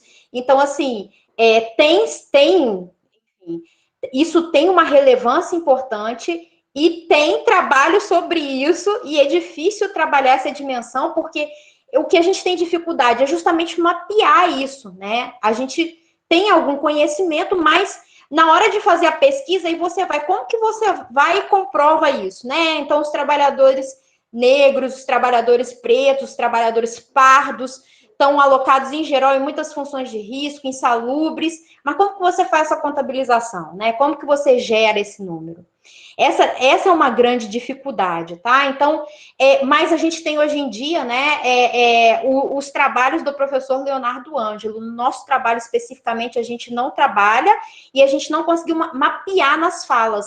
Mas há, sim, movimentos de organização e tem também, né, então, trabalhos levando em conta essa dimensão, que é uma dimensão importante também para discutir trabalho, tá? Mas na nossa pesquisa, não, a gente não mapeou, não apareceu, tá? Também. Bom, a questão da separação dos grupos foi uma pergunta muito boa, Maria. Ela, na verdade, não foi feita a priori, né? Então, a gente trabalha com o conceito de geração, e dentro das gerações, as gerações não é uma dimensão biológica tão somente, ela tem a ver com a experiência, né, de eventos comuns, mas não só isso, né? O lugar de onde você olha esse evento também cria perspectivas diferentes sobre os eventos, né? Então, o que acontecia, né? A gente não tinha feito essa separação a priori, mas na hora de organizar os relatos, era muito comum que, principalmente, né, primeiro que existiam diferenças na fala. Os trabalhadores que tinham um engajamento, né, em termos de organização, que militavam no sindicato ou nos movimentos sociais, eles já tinham dado entrevista várias vezes. Então, existia uma organização da narrativa e existiam, inclusive, alguns termos chaves. E eles se lembravam muito mais de coisas mais integrais do movimento. E muitas vezes eles retomavam também a própria literatura produzida sobre o movimento. Então, tinha uma diferença, tá? Então, alguns termos apareciam muito mais constantemente, né? Entre aqueles que já tinham organizada. Então, essa memória é uma memória diferente, né? Então, ela vai organizar melhor, ela vai organizar, por exemplo, entre os trabalhadores, consegue se organizar, por exemplo, diferentes greves, pautas da greve. Os outros trabalhadores, eles não, primeiro, né, que isso aparece na hora do discurso, é nuance, eles não há uma linha em que esse discurso essa narrativa se organiza. Exatamente porque a pessoa nunca tinha organizado aquilo. E nunca tinha falado disso depois dos anos 80. Essa que era a coisa mais estranha. As pessoas não tinham falado sobre isso desde 80, porque ninguém perguntou para eles. Então, era uma coisa muito estranha, né? Para esses trabalhadores que nunca tinham sido entrevistados, que era organizar, naquele momento, uma narrativa sobre um evento para eles, né, um evento do passado. Então, primeiro, né, em termos metodológicos, a organização da narrativa era muito diferente. A forma como eles recuperavam o movimento e o que tinha acontecido era também diferente, justamente porque não havia, né, uma leitura sobre aquilo e nem, né, uma organização. Então, por exemplo, as greves, elas aparecem de forma muito difusa. Eles conseguem relembrar, por exemplo, a greve de 84, muitas vezes, que foi a primeira, e a greve de 88, por conta dos eventos trágicos. Mas não os outros eventos, tá? Então, tem uma ideia um pouco mais difusa da greve, uma ideia menos linear da greve. Então, a gente fez, na verdade, isso a posteriori, né? Identificando essas diferenças, não só em termos de organização da narrativa, assim como o que eles traziam para a narrativa, tá? Esses são alguns elementos, né? Mas outros também são interessantes que estão por analisar, né? Como, por exemplo, dar maior peso à figura do sindicato ou dar maior peso à figura religiosa, né? Retomar quem, né? Quem que se retoma como liderança, quem que não se retoma quando eles falam, ou então, né, a forma como eles consideram vitoriosa ou não a greve. Em geral, acontecia da greve de 88, né, ser lembrada principalmente a partir do evento traumático da morte dos trabalhadores, mas, assim, havia uma certa ideia de algumas conquistas com a greve de 88. A greve, mas, né, em seguida, há uma ideia de greves derrotadas, tá? Então, era um pouco entender essa né, o que estava por detrás disso era entender tanto a ideia tanto, né, eu vou só concluir, desculpa, pessoal, já estou falando demais. Era tanto captar aquilo que era coletivo, pertence digamos, ao arcabouço comum dessa memória dos trabalhadores dessa geração, e isso que é comum é justamente esse sentimento de identificação, essa identificação com a empresa como sendo, essa identificação afetiva, né, com a empresa, com aqueles equipamentos eram nossos, a gente tinha aquilo como a nossa casa, a CSN, essa ideia de ascensão, né, porque o pai trabalhou na CSN, o pai queria ter trabalhado na CSN, isso é algo que compõe basicamente todos os relatos, tá, apresentados. Mas há diferenças na forma como eles rememoram, e isso tem a ver também com o lugar de fala desses trabalhadores, com o fato deles serem falantes ou não, digamos,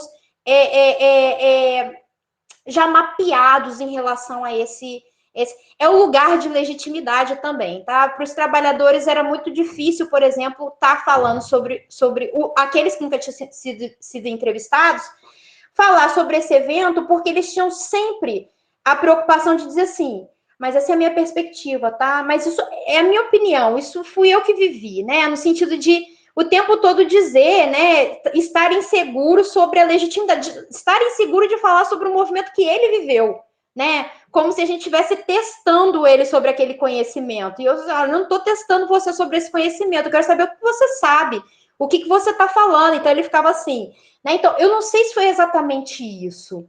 Então, era interessante nesse sentido, trazer à tona essa memória que ela está menos organizada, mas ela aparece de forma muito espontânea. E o que ela rememora, né, desses acontecimentos?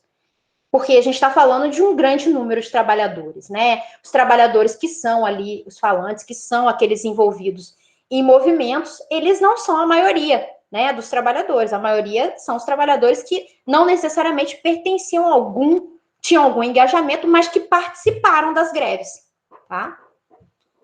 Pessoal, a gente pode dizer que a greve de 88 foi um evento traumático também para toda a cidade, né? Uma mobilização social muito grande naquele evento. E, poxa, além da fatalidade dos 3 trabalhadores mortos, Volta Redonda foi vítima de um atentado à bomba. Imagino que é isso, né? Logo depois aí, com a explosão do monumento. Então, quer dizer, tem uma dimensão simbólica muito grande para quem é daqui, e principalmente para quem é contemporâneo, né? Eu tinha 15 anos à época, lembro perfeitamente daqueles dias. Por isso que eu botei no cartaz que o 9 de novembro de 1988 jamais será esquecido. Eu vou responder aqui, então, né, a pergunta do Marcos Henrique. As demais eu acredito que tenham sido bem contempladas pela Sabrina. Eu também não acrescentaria nada além do que ela falou. Mas eu não sei, porque eu fui falando também, às vezes pode não ter ficado tão claro, mas assim, o meu TCC em específico, ele estava tratando a respeito, né, das percepções dos sindicatos, no caso dos sindicatos metalúrgicos, né, e o sindicato da construção civil, acerca da reforma trabalhista, que foi uma lei que foi aprovada em 2017, que mudou mais de 100 pontos na legislação do trabalho, e que alterou drasticamente o direito do trabalho, né? Isso se a gente pode considerar, né, a existência do direito do trabalho, assim, piada interna. Mas, enfim, no caso, né, eu vou estar aqui falando, já que você perguntou da questão da privatização, mas a minha opinião, né, não é o que eu pesquiso. Então, assim, estou fazendo igual as pessoas que a gente entrevista, estou dando aqui a minha forma de poder falar para você que eu vou estar trabalhando a minha opinião, não estou falando eu, cientista, né, a respeito da privatização. O que a gente vê, né, em primeiro lugar, foi o que eu falei, minha formação é administração pública, então, assim, a privatização já é uma coisa que eu acho que eu acredito conseguir dar a minha opinião de uma forma, assim, mais conectada com dados mesmo e tal, com estudos. Mas, enfim, uma coisa que eu acho que é importante quando a gente trata a respeito da privatização é porque, assim, acho que a Sabrina até melhor do que eu pode falar a respeito disso e tal, pelo contato maior dela com trabalhos, assim, como o da Morel, que tratam dessa questão do status operário. Porque a gente vê que em Volta Redonda, né, muito disso que a Sabrina também mencionou, existia, né, um status operário muito grande, muito valorizado, das pessoas desejarem trabalhar na CSN devido à estabilidade, devido às garantias, né, devido a essa concepção da CSN como mãe, né. Então, era o desejo de você ir para a escola técnica, para você ingressar na CSN, eram umas coisas que aparecem nas nossas entrevistas também, a respeito do orgulho de passear no shopping com o uniforme da CSN, né? Então, assim, tinha todo um status, uma questão, assim, de ser super legal ser um trabalhador da CSN. E eu acredito que, após a privatização, né, na minha opinião, que eu posso enumerar várias questões e vários impactos, mas eu vou seguir na linha mais do que a gente está trabalhando aqui, nessa questão da memória e da relação com a cidade e das pessoas, né, com a empresa. Eu acredito que, nesse sentido, né,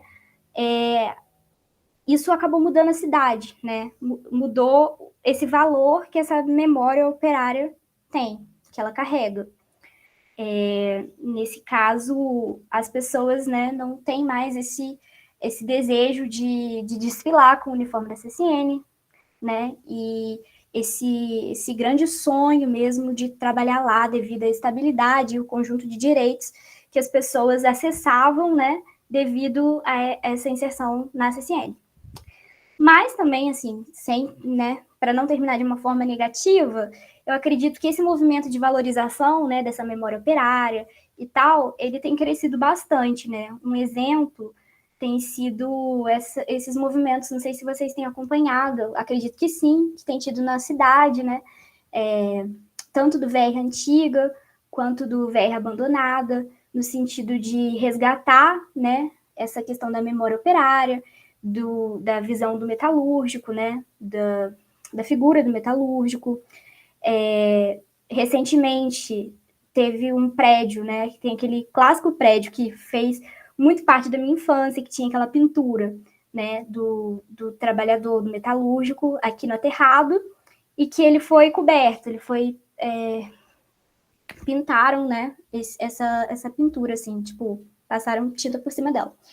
E isso, na época, eu lembro que, nossa, causou muita discussão. Na época, eu até pensei mesmo em fazer o meu TCC a respeito desse assunto, porque eu via muitas pessoas reclamando, falando na internet, porque isso está desvalorizando, isso está tirando o valor de quem construiu a cidade, de quem é importante para a cidade, e tudo mais, né? Que seria esse trabalhador, né, metalúrgico, enfim. E eu tenho achado que esse movimento tem crescido de valorização dessa memória. Então, né, eu vejo isso com bons olhos, né? Mas eu, Maria Carolina, né, que eu não estou podendo falar muito a respeito disso de uma forma científica, porque não é o que eu estudo. Foi o que eu falei, estudo agora a reforma trabalhista. Mas a respeito dos acordos que você mencionou, o que a gente percebe, né, é que os acordos da CSN têm muita centralidade, né? Que eu posso te falar, assim, do que eu tenho visto é a respeito da centralidade dos acordos da CSN. Então, o que a gente tem é que as outras empresas da região vão estar negociando, tudo baseado nos acordos da CSN. Então, isso é até uma pauta que apareceu nesse último trabalho que eu fiz e tal, do mestrado, que um sindicalista comentou comigo que tá todo mundo vai negociando, né? As outras empresas vão usando a CSN como base. Então, por exemplo, se a CSN tem aumento 0, né? As outras empresas se utilizam disso como argumento. Então, eu acho que é um pouco nesse sentido, né? Que os acordos na CSN têm uma centralidade muito, muito grande. Acho que é nesse sentido que eu posso contribuir mais para falar com você. Mas uma questão, né, assim, que não foi do Marcos Henrique, que eu tô lembrando aqui agora, acho que foi a Maria que mencionou isso, de quem eram essas pessoas, né, que foram entrevistadas. Um aspecto que eu acho interessante, a Sabrina comentou um pouco sobre isso, é essa necessidade mesmo dessas pessoas, né, de se colocarem tipo, quem elas são, né? E isso foi muito presente nas entrevistas. Então, a gente viu gente narrando a história do pai, que saiu lá de não sei aonde. Então, assim, toda aquela trajetória, né, que foi marcada, às vezes, junto com a história do Brasil, né, de êxodo rural. Então, assim, acho que é uma coisa a mais para agregar aí nessa resposta da Sabrina. Mas, enfim, se tiver mais alguma dúvida, não sei se eu fui clara, mas eu tentei. Independente do aspecto das lutas operárias, da privatização, né, naquele arrobo neoliberalista da década de 90, Volta Redonda por si só já tinha muita história, né? Volta Redonda era uma experiência de uma cidade-empresa, né, nos moldes de um projeto já existente na França, etc. Então, Volta Redonda por si só já era um capítulo à parte na história da industrialização brasileira, né? E interessante quando a gente para discutir isso, às vezes em sala de aula, e para falar com os estudantes a respeito da importância da nossa cidade para a história do Brasil, para a história do trabalhismo brasileiro, mas não só da história do trabalhismo, a própria história social. Como é que se formou a mentalidade de uma população que vivia à mercê de uma indústria? Todos os aspectos da vida de Volta Redonda passavam pela CSN, né? Tanto o lazer, a cultura, o esporte e o mundo do trabalho, né? Então, quer dizer, Volta Redonda por si só já é um caldeirão de história. Existe muito que se pesquisar e muito que se discutir sobre essa cidade. Vamos abrir a palavra, eu não vi quem foi que levantou a mão primeiro, infelizmente, aí não sei se foi a Ana Clara ou a professora Irineia. Na verdade, sim, eu só quero complementar um pouco do que a Sabrina e a Maria falaram, né, sobre quem são nossos entrevistados, e essa separação que a gente fez depois, né, a gente fez toda uma tabela, porque a gente deixou a entrevista bem livre, assim, para as pessoas falarem o que elas queriam. A gente fez, assim, a gente fazendo essa sessão, a gente fez poucas perguntas, né, porque esse era o intuito, assim, a metodologia de que é quase uma coisa de psicanálise, né? A pessoa fala o que ela pensar na hora.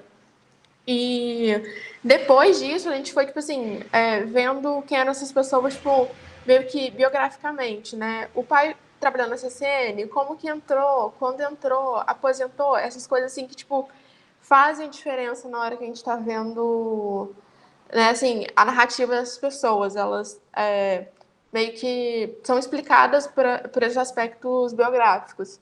E sobre a questão do movimento negro, assim, é isso, a gente não... Acabou que foi uma coisa que não apareceu nas entrevistas, a gente também acabou não procurando.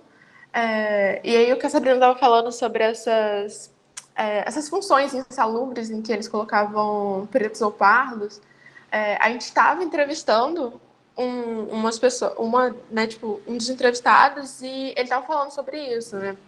Que eles colocavam pessoas negras num lugar específico para trabalhar. E aí ele virou pra gente e falou assim, vocês a gente botaria para trabalhar em X lugar, não lembro agora. Porque a gente sabe que pessoas da sua cor ou mais escura não vão pegar esse tipo de doença. E a gente ficou meio assim, o que a gente faz com essa informação? Porque zero comprovação científica, né? Mas é isso também, de que as pessoas que normalmente não faziam parte da militância, elas ficavam muito, essa daqui é a minha opinião, foi isso que eu vivi, mas alguém pode falar diferente. Você pode perguntar para um sindicalista, ele vai falar diferente. Tem isso também, né, que a gente analisou não só, a gente analisa não só o que realmente está nas linhas, né, mas é isso, o que está nas entrelinhas. E eu acho que, assim, eu espero que tenha ajudado em alguma coisa.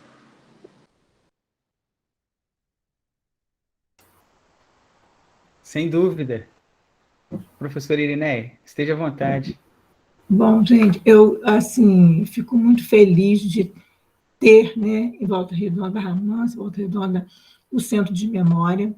A própria fala da Maria Carolina e de outras pessoas mostraram o quão isso é importante, porque eu agora não estou mais dentro da sala de aula, né, mas eu percebi todo esse apagamento da memória que a Sabrina mencionou de início. E teve uma professora, eu não me lembro o nome, que comentou que isso está dentro da programação no ensino dos anos finais, eu até desconhecia, eu até gostaria de saber onde, se é da rede pública ou privada, porque o que eu percebi nesses anos todos foi um certo apagamento, com poucas experiências. E o Centro de Memória, ele vem trazer isso, né, para os jovens, por exemplo, ela com 23 anos, eu tenho uns filhos de 28, 29 anos, que sempre aqui em casa a gente conversou, sempre falou muito disso. Para quem viveu aqueles dias, para quem estava como rede de apoio, como eu e outros militantes, isso é muito... foram emoções muito fortes, está muito forte, não parece que são 33 anos, tá? Isso é muito forte para a gente, pelo lado do sentimento, da vivência. Por outro lado, então, eu acho que muito importante, assim, não sei, se pensar formas da escola chegar até o centro de memória, não só o ensino médio, mas até o ensino fundamental 2, né, que é o que a gente chama de anos finais, porque isso é muito importante, a gente percebe nas conversas esse apagamento. A outra questão que foi colocada aqui é a questão do movimento negro. Quando eu estava pesquisando para a minha dissertação, eu trabalhei com a questão mais ambiental de Volta Redonda.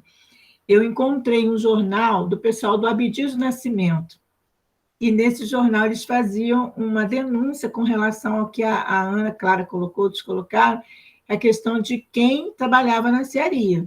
Eram os negros que trabalhavam na cearia devido ao nível de poluentes que aquela parte da planta coloca. Então, achava que os negros eram mais resistentes, entre aspas. Então, teve alguma coisa assim do movimento negro, não aprofundei isso, porque não era um mote, mas como eu estava pesquisando a questão de poluição ambiental e saúde, então, por isso que eu cheguei nisso. E o que eu penso agora para frente, né? Para vocês que são jovens, que estão aí dando continuidade ao trabalho em diversas outras linhas de pesquisa.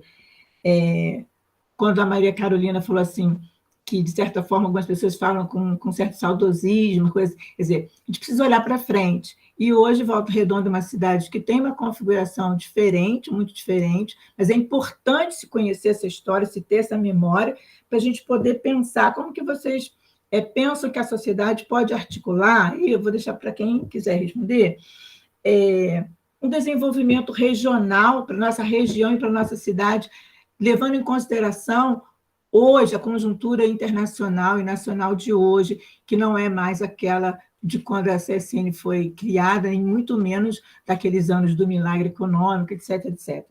É isso. Quem quiser falar um pouquinho sobre isso, comentar, o que vocês pensam em termos da gente pensar o desenvolvimento regional daqui para frente. E, logicamente, com a memória, porque acho que a memória ela vai trazer essa reflexão. Muito obrigada, professora Irineia, como foi um prazer, já te conheço, de ouvir suas falas, para mim é um prazer receber aí uma pergunta sua, né? Uma vez eu assisti uma apresentação sua na Câmara, muito boa, por sinal, né? Falando sobre poluição ambiental, né? Me marcou muito aquela fala, aquela vez, porque eu não tinha, né? Eu sabia, mas não tinha conhecimento da gravidade da situação, e me marcou muito aquela fala. Bom, então, professora Irineia, com relação a esse trabalho de divulgação da memória, o centro tem buscado fazer isso. Coloca, por favor, pessoal, Bruno, ou Maria, ou Ana, a gente tem também as redes sociais, e quando a gente organiza eventos, a gente coloca lá, mas não só os eventos do Centro de Memória, a gente tem feito também, que agora está parado, professora Irineia, mas quando nós estávamos no período de... quando, né, nós não estávamos em pandemia, nós tinha um projeto de extensão que era para levar para os alunos, né, do fundamental, mas aí não era tanto a história da greve, era a história do BIB. A gente estava fazendo uma ligação com o BIB, e a ideia é realmente a médio e longo prazo pensar, quem sabe, né, a gente já pensou isso várias vezes, mas a gente ainda não conseguiu articular isso, né, a formulação de um material paradidático, né, um material que pudesse ser também distribuído, mas essa parte do projeto ainda não conseguimos tocar.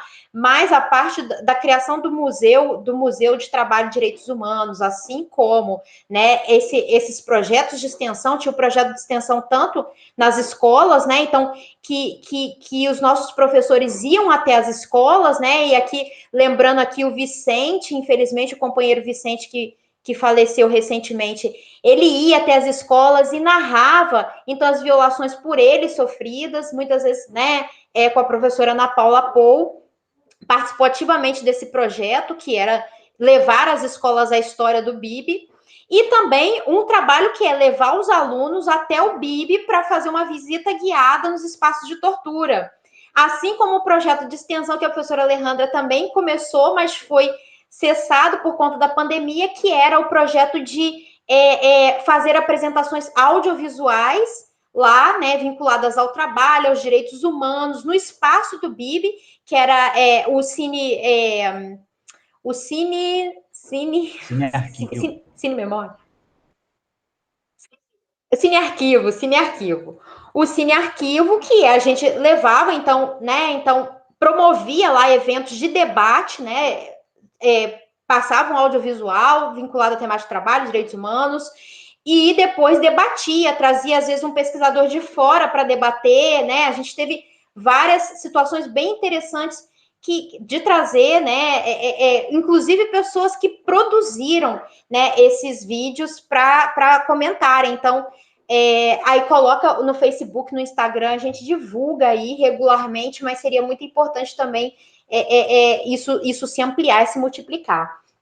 Quanto à questão do desenvolvimento regional, professora Irineia, assim,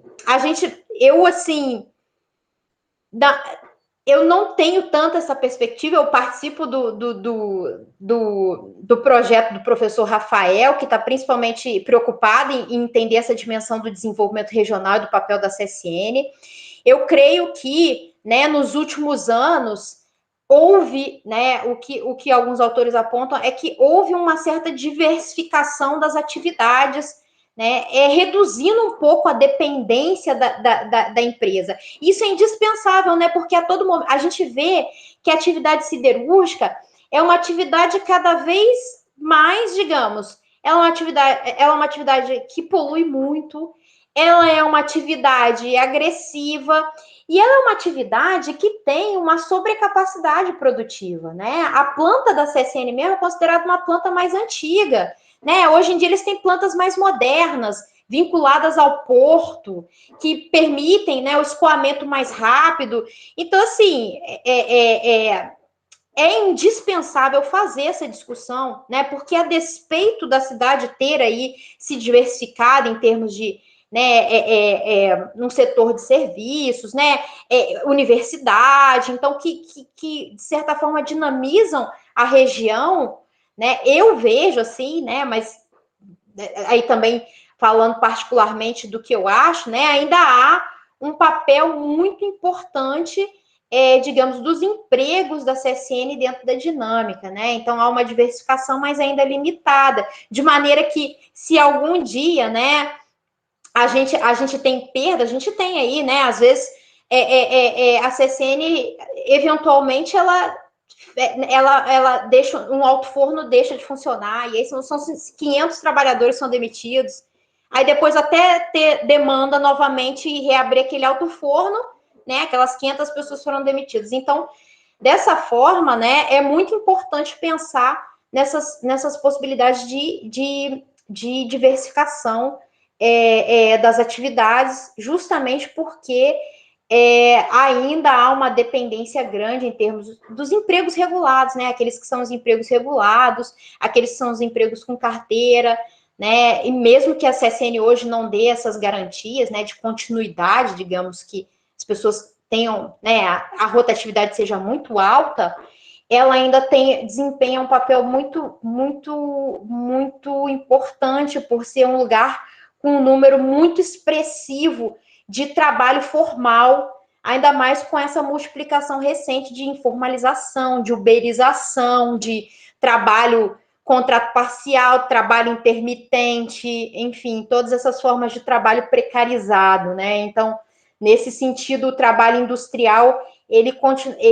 permanece aí um berço, de certa forma, do contrato de trabalho formal.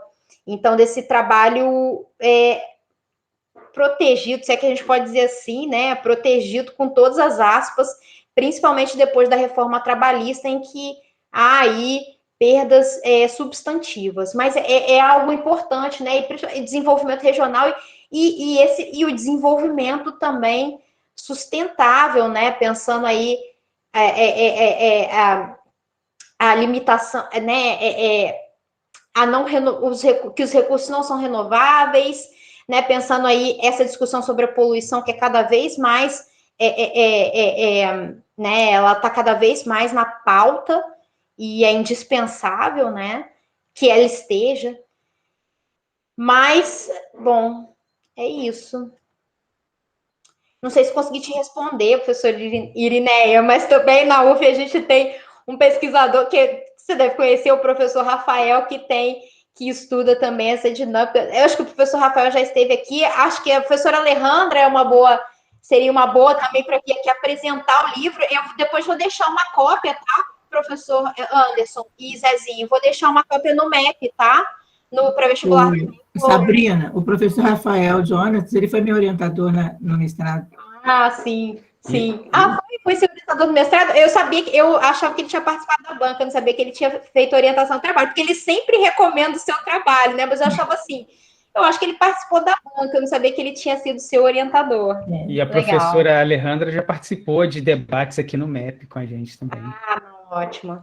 Já trouxe seu conhecimento. Sabrina, na verdade, assim, o que eu trouxe, né, era assim, a gente não tem respostas, né? É assim, a necessidade de estar pensando nessas coisas mesmo, né? De começar a articular essas coisas. Eu sinto assim que a gente viu, né? A privatização, ela desmobilizou muitos movimentos, ela foi, como diz o Gracioli, um soco no estômago dos movimentos e da classe trabalhadora aqui em Volta Redonda, e a gente está todo o tempo procurando rearticular coisas e pensar para frente, aí acho que é isso mesmo.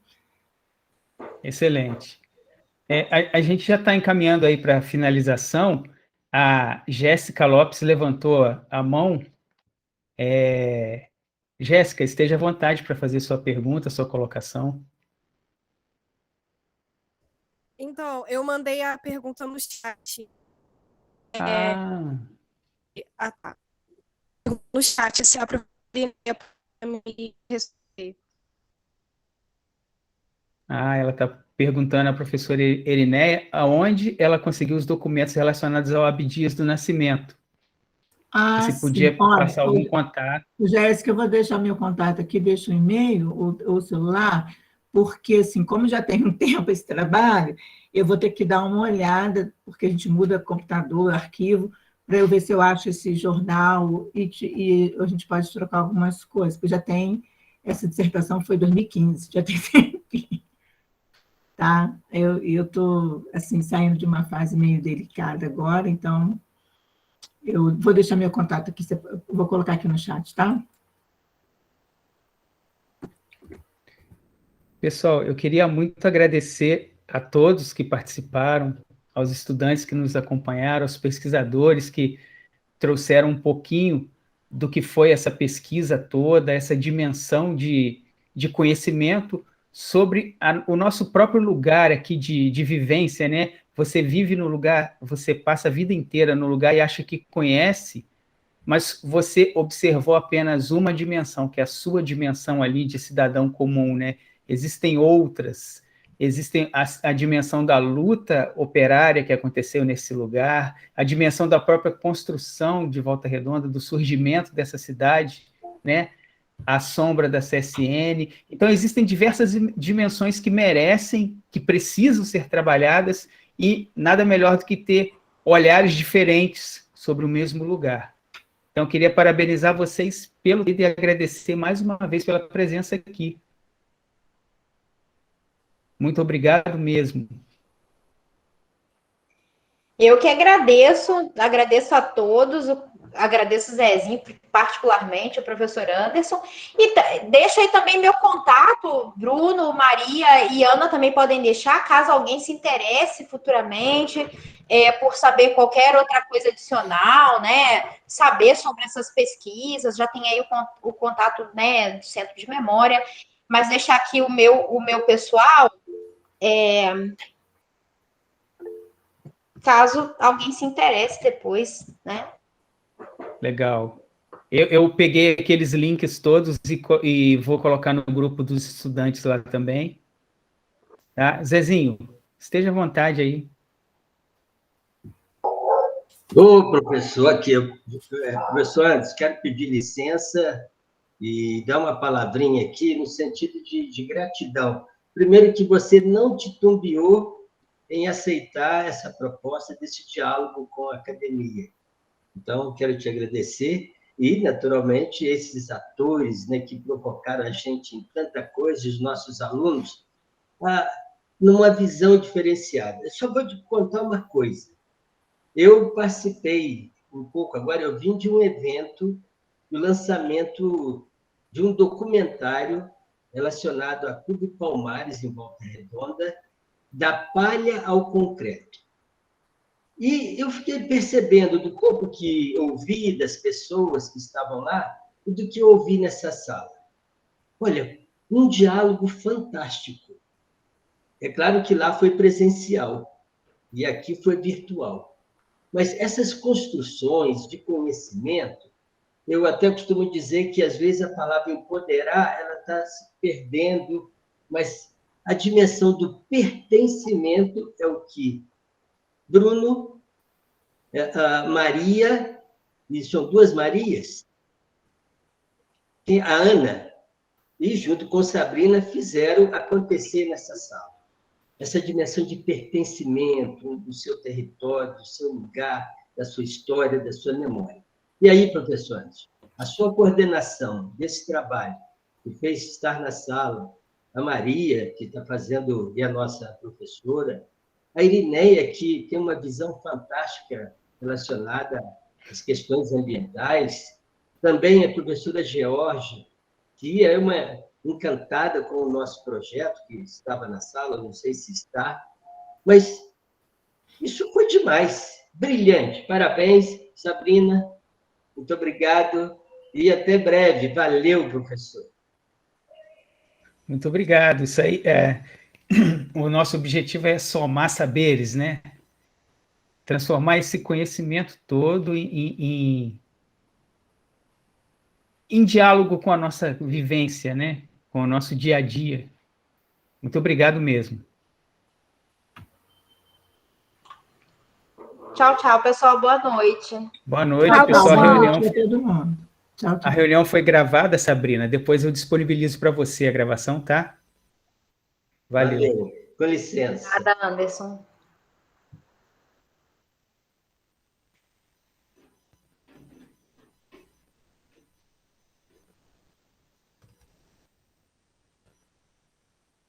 Boa noite, Anderson. Tchauzinho. Boa noite, tchau. Valeu, boa noite aí. Valeu mesmo. Valeu.